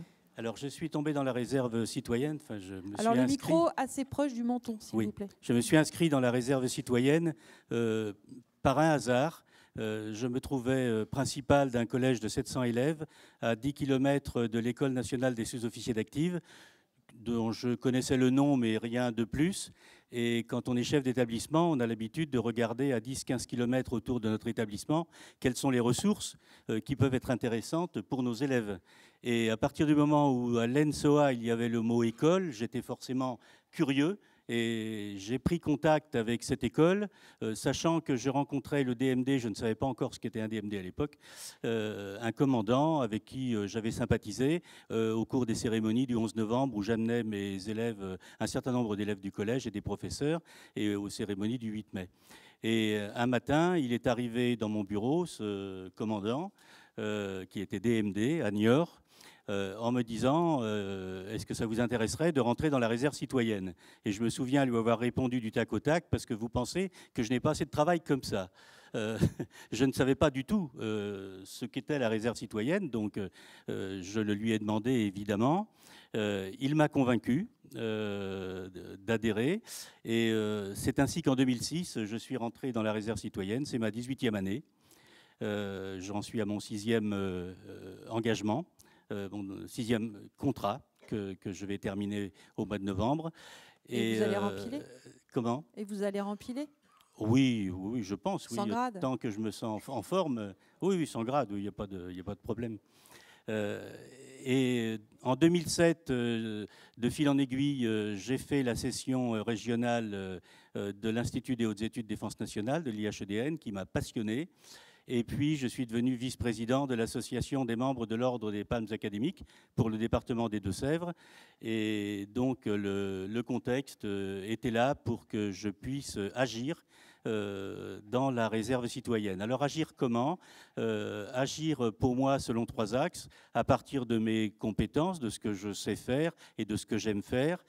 En termes d'éducation, c'est-à-dire le rallye citoyen des collégiens des Deux-Sèvres que nous avons mis en place en 2008. C'était une première en France pour les collèges. Il en existait déjà quelques-uns en lycée, mais en collège, nous étions les premiers à le faire pour des élèves de 3e. Et ça continue depuis 2007. Tous les ans, nous organisons donc ce rallye citoyen des collégiens du département où des élèves, garçons et filles de 3e, font des activités physiques dynamiques, mais aussi répondent à des QCM autour du concept de citoyenneté. Et ils sont encadrés toute la journée par un élève sous-officier. Au départ, ces élèves sous-officiers sont d'ailleurs parfois un peu surpris d'avoir cette activité à faire ce jour-là, et ils comprennent très vite que dans leur rôle de sergent qui va commander 10 soldats, ils ont à manager une équipe. Eh bien, manager une équipe de collégiens, ça n'est pas si simple, et ça fait partie aussi de leur formation finalement. C'est ce qu'ils observent en tout cas. Le deuxième axe qui est le mien, c'est d'inviter des civils à des cérémonies de remise de galons à l'ENSOA. Des civils qui ne seraient jamais allés à ces cérémonies sans que je leur en parle et sans que je les convainque, parce que certains demandent à être convaincus. Et je trouve que c'est très important parce que ça fait un peu plus de 200 personnes maintenant que j'ai pu faire inviter en qualité d'invité du général, commandant l'ENSOA, et qui me remercient après les cérémonies en me disant « Sans toi, on ne serait jamais venu ». Et franchement, c'était extraordinaire cette soirée, et qui ont un autre regard maintenant sur l'ENSOA et plus largement sur les armées. Et donc, je suis satisfait que ça réponde aussi à mon objectif de créer du lien entre des civils et des militaires et ouvrir l'esprit, que les gens soient curieux et restent curieux. Et le troisième axe, celui dont je voulais vous parler plus particulièrement, ce sont les cadets de la défense. Ce sont des collégiens de 4e et de 3e qui sont pris en charge à l'ENSOA par des militaires et aussi par quelques enseignants et puis par quelques chefs d'établissement dont moi. On les accompagne, enfin pour ma part, je les accompagne dans des sorties à Oradour-sur-Glane, aux Invalides à Paris, sur les plages du débarquement en Normandie, etc. Il faut savoir qu'au mois de juin prochain, nous allons participer à des cérémonies à l'occasion du 80e anniversaire du débarquement, et les cadets de cette 16e promotion sont déjà extrêmement intéressés par cette belle sortie. Et donc ces cadets sont pris en charge, je le disais, par des militaires qui leur font faire des activités physiques et sportives qu'ils n'auraient pas faites autrement. Ils sont pris en charge le mercredi, hors vacances scolaires. Ils vont faire du cheval, ils vont faire du karaté, ils vont aller à la piscine, etc., etc. Et ils vont terminer leur année avec un camp de 5 jours en parfaite autonomie, et à l'issue duquel le général commandant l'école leur remet une attestation officielle signée de sa part et de l'inspecteur d'académie. Et pour ma part, j'interviens aussi auprès d'eux. Je leur fais non pas un cours parce qu'ils en ont déjà suffisamment, mais une rencontre autour des concepts de citoyenneté et de laïcité en particulier. Et je me suis rendu compte qu'il y avait un gros travail à faire de ce côté-là. Et donc, c'est complémentaire de l'enseignement qu'ils peuvent recevoir au collège. Et vous avez fait votre service dans la marine? J'ai fait mon service militaire dans la marine, oui, à Brest. C'était un bon souvenir? Oui, oui, tout à fait, c'est un bon souvenir. À l'époque, je voulais être officier de marine, mais je n'ai pas souhaité continuer. Bon. Bah, écoutez, vous vous rattrapez aujourd'hui? Oui, voilà, oui, je ne me rattrape pas, mais ce qui m'intéresse dans cette expérience, c'est de faire œuvre d'éducation. Et bien, il faut remettre à chaque fois, sur le métier, il faut remettre cette activité parce que chaque année, nous avons de nouveaux collégiens et qui ont besoin de notre accompagnement. Merci, Denis.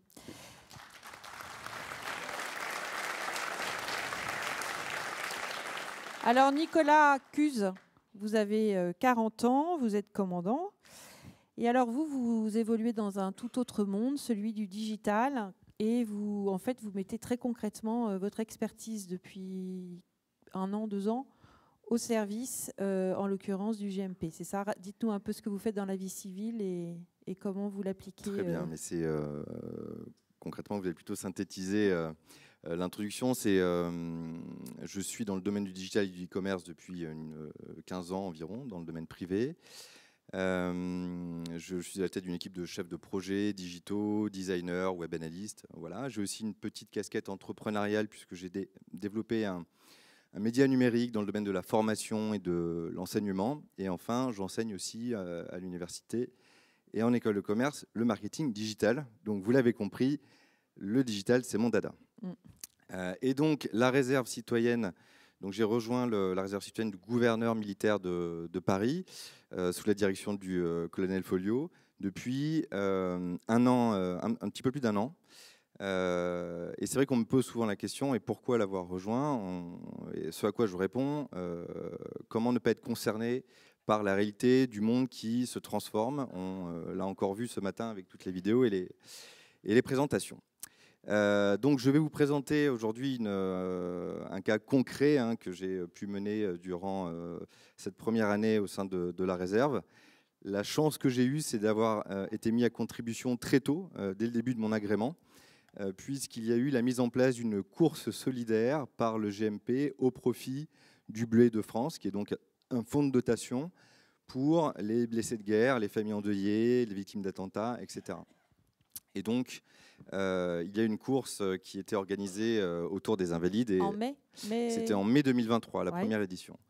Et en ce qui me concerne, donc, j'avais la charge de la création, sans surprise, du site web pour l'événement, afin de communiquer sur les courses solidaires, les modalités pratiques, pouvoir s'inscrire à l'événement, etc. Donc ça a été...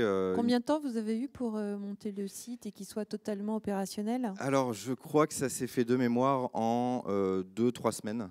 Ah oui. Voilà, je venais d'arriver, ça faisait un mois. Ah oui. Et pour la petite histoire, j'étais en vacances et puis je me suis retroussé les manches. Et puis, c'est votre famille qui a dû être contente. Ce site a réalisé très rapidement, puisque les courses solidaires arrivaient quelques mois après. Il fallait commencer à communiquer, valoriser les partenaires, etc., etc.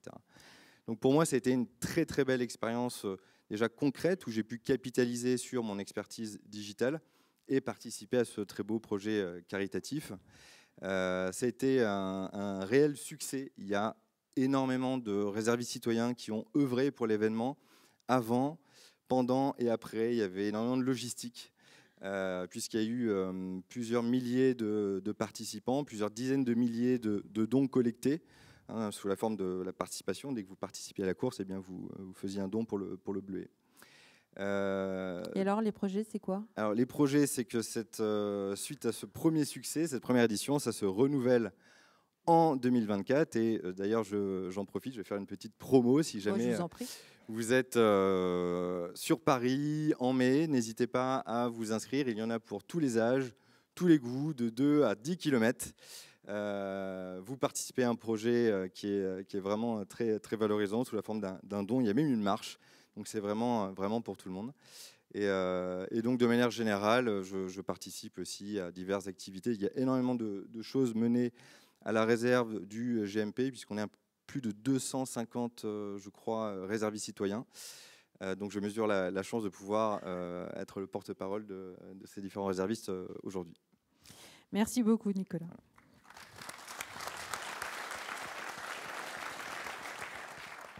Alors, on va dans le sud avec vous. Elsa Montrosier, 66 ans. Ça fait 10 ans maintenant que vous êtes... 66 ans. Non, pardon. Non, pas trop tôt. Combien? 55. Ah, 55, merde, pardon. Excusez-moi. J'ai eu des trous au moment où je tapais. Donc, pardon, cher ami. Donc, ça fait par contre 10 ans que vous êtes réserviste. Ouais, en fait, c'est complètement débile. Ouais, le lifting. Ouais, voilà. Donc, vous... Excusez-moi. Ça fait donc 10 ans, là, je ne dis pas de bêtises, que vous êtes réserviste. Et alors, vous êtes aussi un peu comme Nicolas, vous êtes au taquet, en fait. Vous avez énormément d'activités. Oh, on peut dire ça comme ça, non? Oui, quand même. Non, bon, allez, je vous laisse parler. Ça fait partie d'ADN. Non, pour faire vite et simple, je suis professeure d'histoire-géographie. Je dis je suis parce que je restais encore. Quand on fait de l'histoire-géographie, on arrive automatiquement à aborder les guerres, Seconde Guerre mondiale. Donc on est dans le devoir de mémoire. Et on transmet, c'est un grand mot. On essaie de transmettre à nos élèves donc des valeurs. Et cette période-là intéresse les enfants, c'est vrai.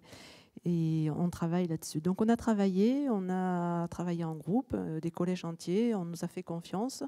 On s'est aperçu à un moment donné que, donc avec le concours de la résistance, ça a permis d'unifier. Alors attendez, en fait, vous avez repris et développé les rallyes citoyens, j'y viens, oui. On a commencé par les concours, le concours national de la résistance à la déportation. D'accord, ça c'est une invention entre guillemets de vous? Oh non, c'est pas une invention. Non, moi sûrement pas. C'est quelque chose. Ça concours très ancien. Non. J'en aurais pas. Non, pas du tout. Donc vous l'avez développé en tout cas. On l'a développé dans notre établissement. Voilà, ça n'était pas d'actualité. On a travaillé et on a créé une dynamique. Quand je dis on, c'est à plusieurs parce que je ne sais pas travailler toute seule.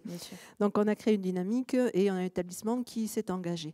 S'engageant là-dedans, on s'est aperçu que bien les enfants n'allaient pas aux commémorations.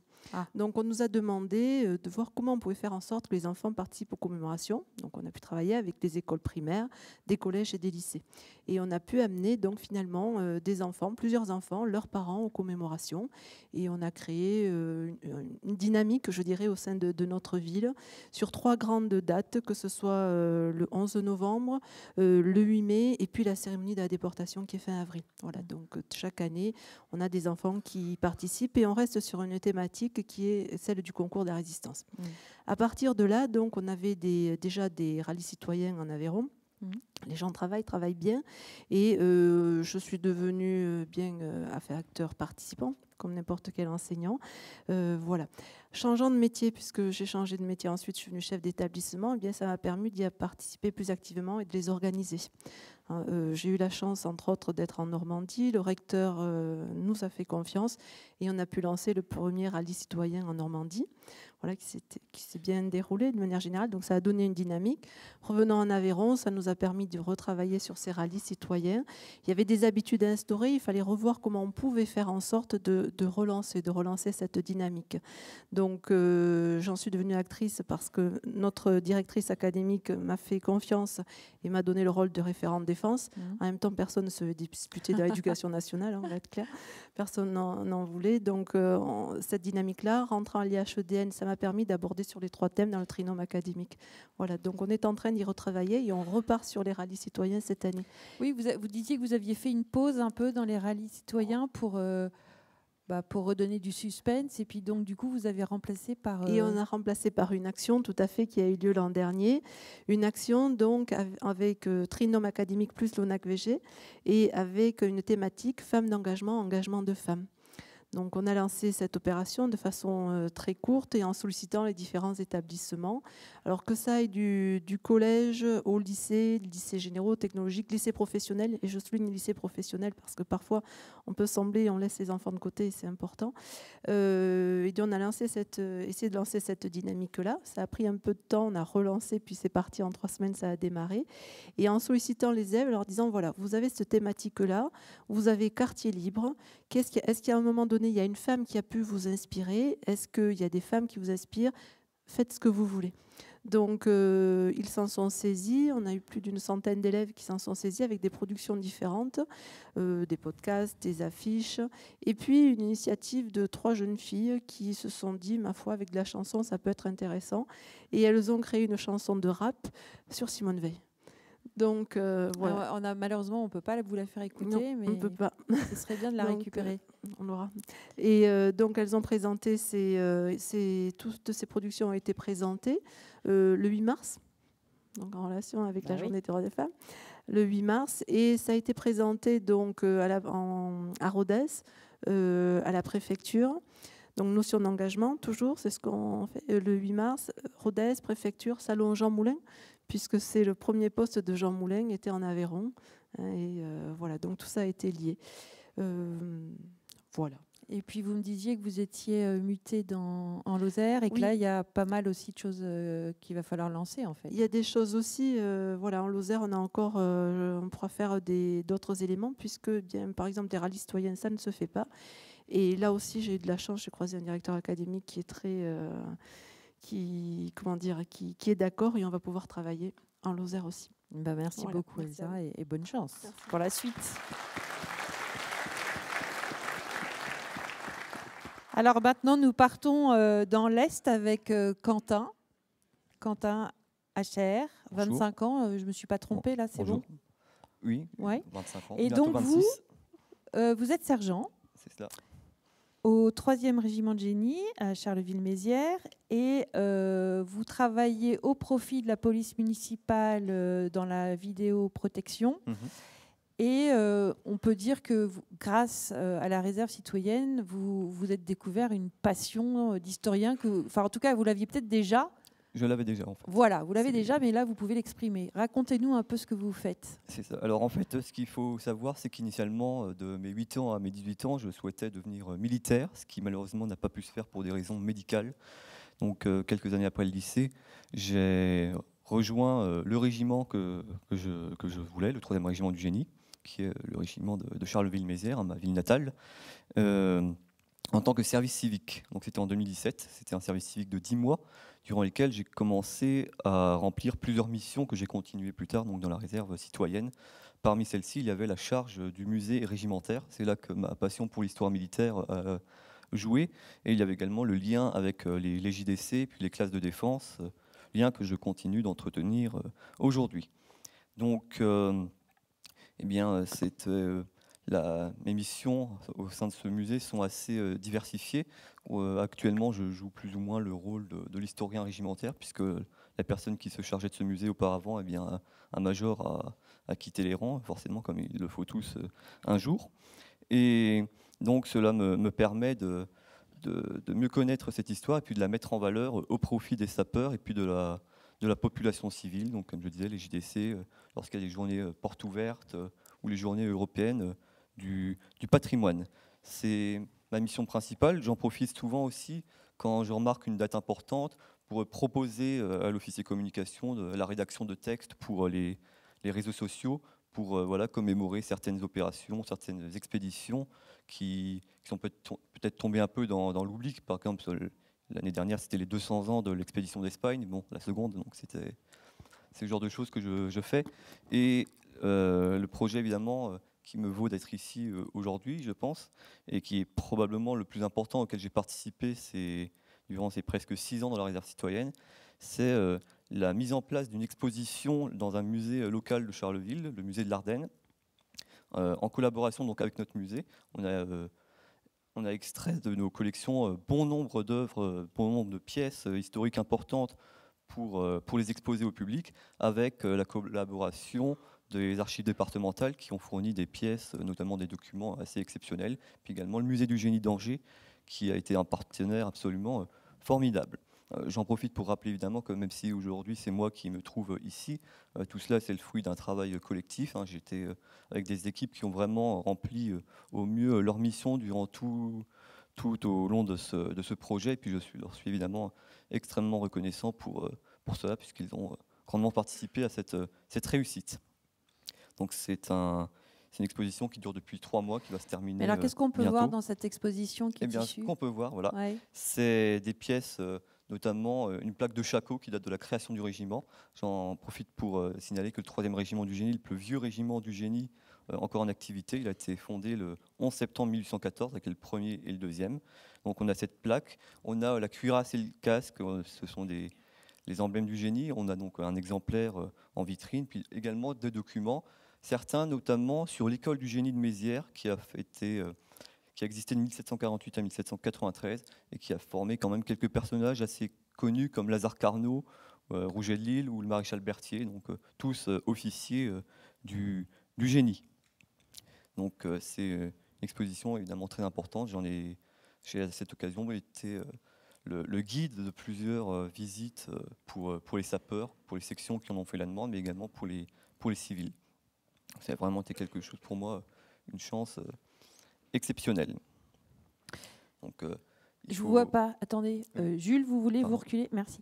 Et vous disiez surtout que vous avez aussi mené et dressé l'inventaire, en fait, ça, oui. parce qu'il y a énormément de pièces finalement dans votre musée. Quand je suis arrivé au régiment, il y avait cette nécessité un peu de le dépoussiérer, si je puis dire, de le moderniser, parce qu'il existait depuis 2009 et l'ancien responsable étant parti depuis quelques années, il commençait un peu à... il fallait trouver un nouveau responsable, quelqu'un qui ait le temps de s'en occuper. Donc, je me suis chargé un peu de moderniser l'inventaire, puis de remanier aussi ce musée pour lui donner une touche un peu plus moderne, un peu plus lisible, notamment grâce à la création d'une réserve à côté qui nous permet de conserver certaines pièces dans celle-ci et puis d'exposer les plus importantes ensuite dans notre salle d'honneur. Donc en fait, si je comprends bien, si nos amis viennent un jour à Charleville-Mézières, on vous appelle et vous nous faites la visite C'est ça, du c'est ça. musée.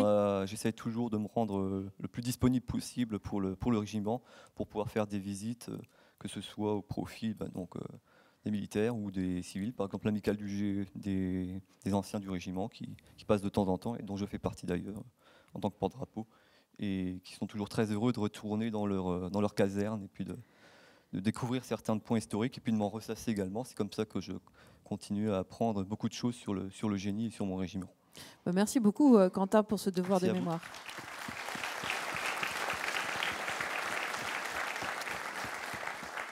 Alors, Jules Citruc, vous avez Bonjour. aussi 25 ans, vous êtes lieutenant et vous êtes à Marseille. Vous êtes affecté près du gouverneur militaire de Marseille. Alors, vous terminez vos études. C'est ça. Voilà, vous terminez HEC et en même temps, vous avez monté un club. Vous allez nous expliquer un peu. Et en fait, votre club, vous l'avez matché, si je puis dire, entre guillemets, avec les partenaires de la ville, à commencer évidemment par le gouverneur militaire. Expliquez-nous un peu ce que c'est que ce club qui concerne et en tant que réserviste citoyen, comment vous alliez tout ça. C'est ça. Alors du coup, je suis lieutenant de la réserve citoyenne du gouverneur militaire de Marseille, le général Laval.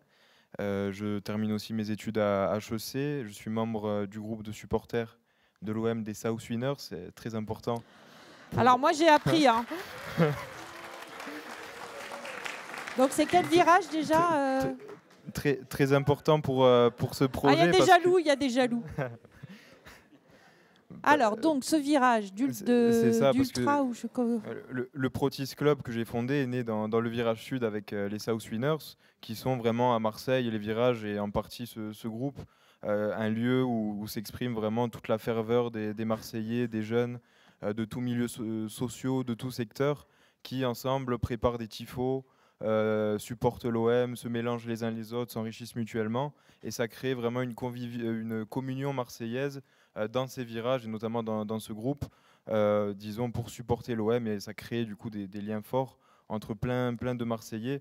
Les Winners d'ailleurs sont engagés depuis 35 ans sur plein de beaux projets, en partie portés justement par un autre lieutenant de la réserve citoyenne du général Laval, Hamza Bagour, qui porte pas mal de projets aussi avec les Winners. Alors, revenons... il est à fond, le GMM. Revenons à Protis. Alors, qu'est-ce que c'est que Protis ? Donc voilà, Protis, c'est né dans le virage. En fait, on détecte des jeunes à fort potentiel qui viennent de tous les secteurs, de tous les milieux sociaux de Marseille. On les détecte beaucoup dans le virage sud, du coup. Et l'idée, c'est vraiment de détecter ces talents et de les accompagner, notamment pour leur permettre d'avoir des parcours ambitieux et notamment d'intégrer les meilleures grandes écoles.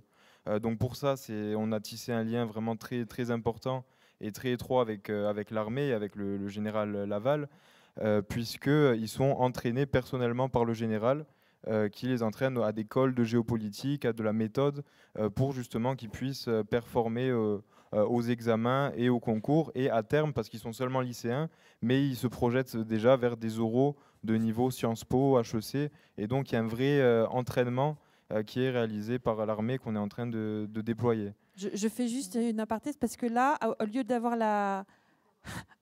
l'horloge, on a ici, c'est Paris, l'enseigne du PSG, donc clin d'œil, merci beaucoup. Et donc, en fait, quand vous dites que le gouvernement militaire les entraîne, en fait, c'est sur combien de temps? Comment ça se goupille? Vous avez aussi noué d'autres partenariats. Alors, on ne va pas parler forcément du plus gros, mais vous parliez du cercle des nageurs. C'est ça, en fait, on a un réseau de partenaires qui sont présents pour les jeunes, dont le partenaire majeur, les deux partenaires majeurs, disons, c'est HEC et c'est le gouverneur militaire de Marseille.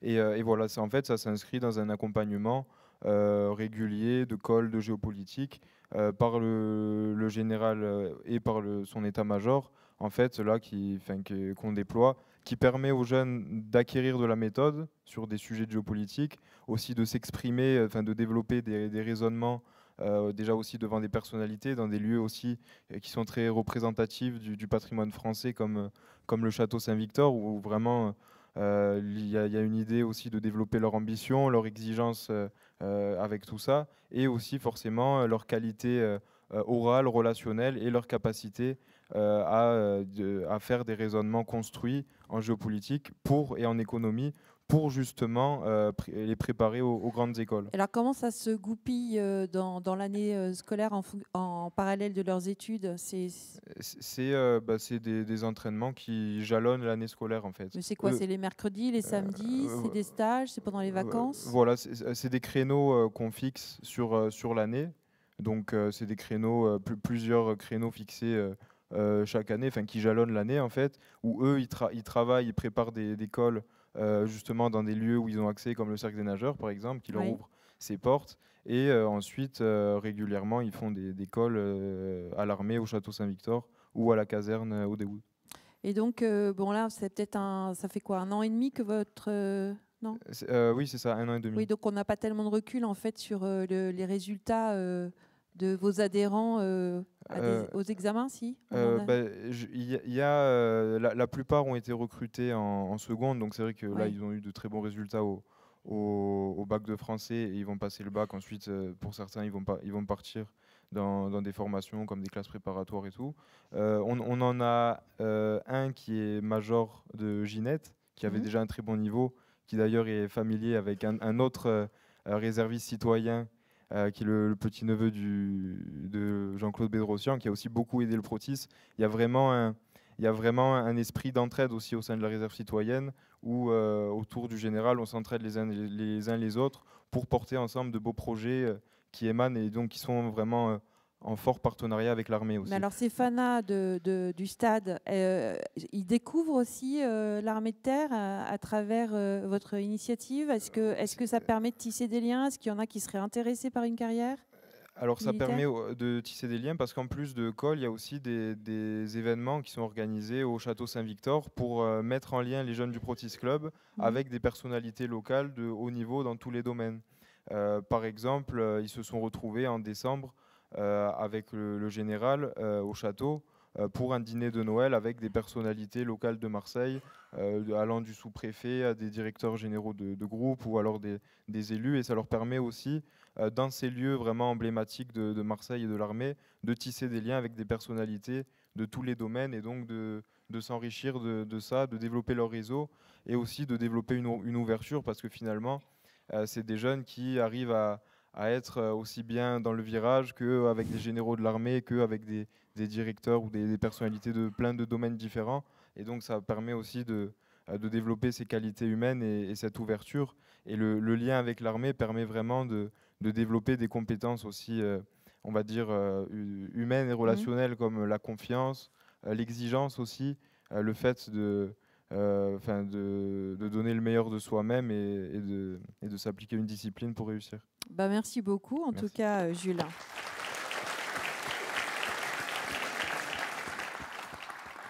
Alors, colonel Leflemme, vous êtes le chef de corps du 27e BCA. Et là, aujourd'hui, en fait, vous représentez le lieutenant-colonel Fabien Guy, 50 ans. Alors, racontez-nous, puisque nous ne le connaissons pas. Dites-nous un peu qui il est et comment il est arrivé et ce qu'il fait chez vous, avec vous. Alors Fabien Guy, c'est quelqu'un d'extrêmement sympathique, extrêmement jovial. Et il serait gêné que je dise beaucoup plus de choses sur lui. J'aimerais, en qualité d'AMR, témoigner, non pas forcément de la personne qu'il est, mais ce qu'il a fait et des potentialités qu'il ouvre dans l'utilisation de la réserve citoyenne. Pour être très concret, j'ai pris mes fonctions de chef de corps, je suis tout jeune, cet été, et de DMD également. Et une semaine après, il a réuni tous les réservistes citoyens du bataillon. Et autour de la table, ils m'ont dit « Qu'est-ce qu'on peut faire pour toi, Jean-Gaël ?» Donc j'ai eu passablement, et avec assez peu de talent, j'ai essayé de déployer le plan d'action qui n'était pas encore tout à fait écrit. Je veux travailler sur le segment de la reconversion de mes cadres, sur l'emploi des conjoints du bataillon, sur le segment des drones, sur le rapprochement avec l'université, sur le financement d'une épreuve sportive, etc. Un panel assez vaste. Et en fait, de façon extrêmement proactive, il parvient à animer un réseau de réservistes citoyens pour répondre de façon extrêmement concrète à des problématiques qui, en tant que chef nomade, parce que nous sommes des chefs nomades, j'arrive à Annecy pour 2 ans, mes heures sont comptées, l'armée de terre est dure en affaires, ils ne me le resteront pas 3 ans, Donc je suis bien là pour 2 ans. Et j'aimerais souligner que le réseau des réservistes citoyens, et je le dis sans flagornerie, ça peut être un extraordinaire appui au commandement si on le conçoit comme ça. Ça veut dire que quand on arrive, s'il y a déjà un réseau, finalement les experts de l'écosystème dans lequel on doit interagir, avoir 1 ou 2 réservistes citoyens qui sont des hommes politiques, qui viennent nous aider en tant que DMD à agir intelligemment, pas se prendre les pieds dans le tapis avec les grands crocodiles du département, avoir quelques réservistes citoyens qui sont de fins connaisseurs de l'écosystème, qui sont en lien avec le MEDEF, qui parlent avec les grandes boîtes, pour avoir en contact direct avec les RH. Si je prends l'exemple de Fabien Guy, plutôt que passer par France Mobilité pour essayer d'employer les conjoints du bataillon, bah lui, tout simplement, il a récupéré les CV, il les a actualisés parce que c'est un homme d'affaires, il connaît bien le business, et ensuite, il les pousse directement au patron d'entreprise. Et grâce à ça, des conjoints du bataillon ont déjà retrouvé un emploi, et on va essayer au prochain plan annuel de mutation, donc cet été, d'envoyer une lettre en avance de phase à tous les conjoints des gens mutés pour leur dire, si vous cherchez un job en Haute-Savoie, envoyez un CV, on va le pousser via notre réseau de réservistes citoyens, et ça tape l'échelon de direction et pas l'échelon, je dirais, RH classique. Voilà. Donc c'est des exemples, et j'en ai beaucoup, et je vais conclure là-dessus parce qu'il est 16h01. Encore une fois, on a été obligé de commencer en retard, donc non, mais tranquille. Pas de shaming. Et je tiens à souligner simplement qu'un réseau de réservistes citoyens peut vraiment appuyer s'il est bien pensé, comme un peu un plan de, je dis pas, c'est pas du ciblage, mais bien penser l'écosystème. Où est-ce que j'ai besoin d'interagir? Aujourd'hui, je sais que je suis faible en Haute-Savoie sur le lien avec l'université. On est en train de recruter 2 membres de l'université comme réservistes citoyens pour avoir nos entrées, ce qui fait qu'encore une fois, le réseautage nécessaire du chef de corps et du DMD ne repose pas sur ses qualités intrinsèques et son entre-gens, il repose sur un système, sur quelque chose qui est construit dans le temps long, qui repose sur vos énergies et pas simplement sur l'hyperactivité du chef de corps qui finalement se lasse assez vite. Voilà, j'en ai terminé. Je vous remercie, colonel. Alors, je vous remercie tous de ne bougez pas, d'être venus témoigner de chacun de vos activités. Vous bougez pas parce qu'en fait, vous allez recevoir des mains du général Barat des médailles. Mais avant, il faut que la salle travaille, prenne son smartphone et vous répondez à une toute dernière question. En un mot, comment définiriez-vous votre engagement dans la réserve citoyenne? Ah, dommage. Est-ce que Monsieur Stéphane Gaudin est encore dans la salle? Parce que son portefeuille a été retrouvé. Il y a de l'argent? Est-ce que j'ai besoin d'un mot pour définir votre engagement de réserve citoyenne, en tant que réserviste citoyen, pardon. Et je vous demande, pendant que vous répondez, je vous demande, général, de venir nous rejoindre, s'il vous plaît. En tout cas, merci à tous.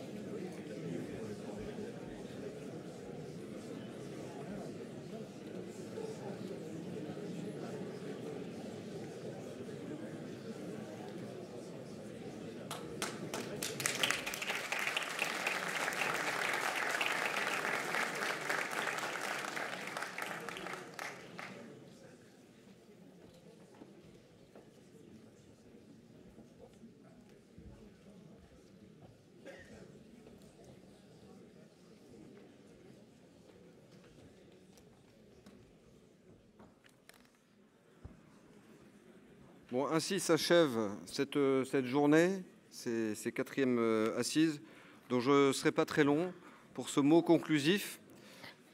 Juste quelques mots. Donc tout d'abord, évidemment, pour remercier tous les artisans de cette journée, de sa bonne exécution. Donc tout d'abord, le pôle rayonnement de l'armée de terre, bien entendu, qui a été la cheville ouvrière principale de l'organisation de cette journée, qui a pris quand même un certain temps, voilà, pas mal d'énergie, avec notamment les changements de dernière minute. Donc je remercie tout particulièrement le colonel Botteron et toute l'équipe du pôle rayonnement.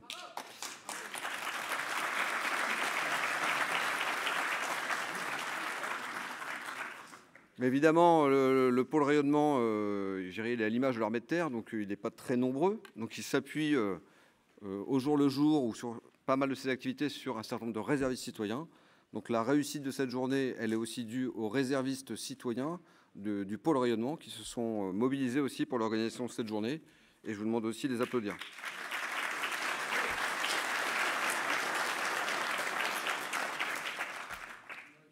Notamment et en particulier, je remercie Laetitia Desrobert qui a animé une partie de cette journée, mais aussi bien sûr Aude Leroy qui a également animé les tables rondes. Donc merci à elle. Merci.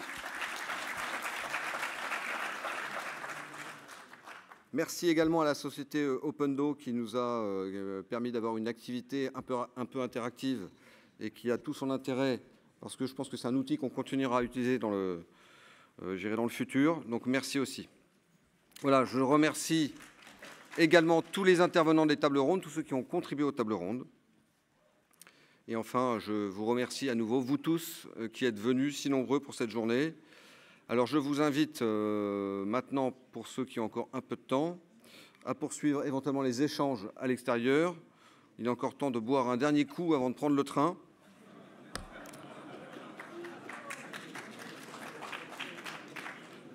Et puis bien sûr, il y aura une forme de service après-vente avec les photos, les vidéos qui seront disponibles sur le site internet de la réserve citoyenne, qui reste un outil à utiliser, comme cela a été dit dans la journée. Donc merci à tous et bon retour dans vos territoires respectifs.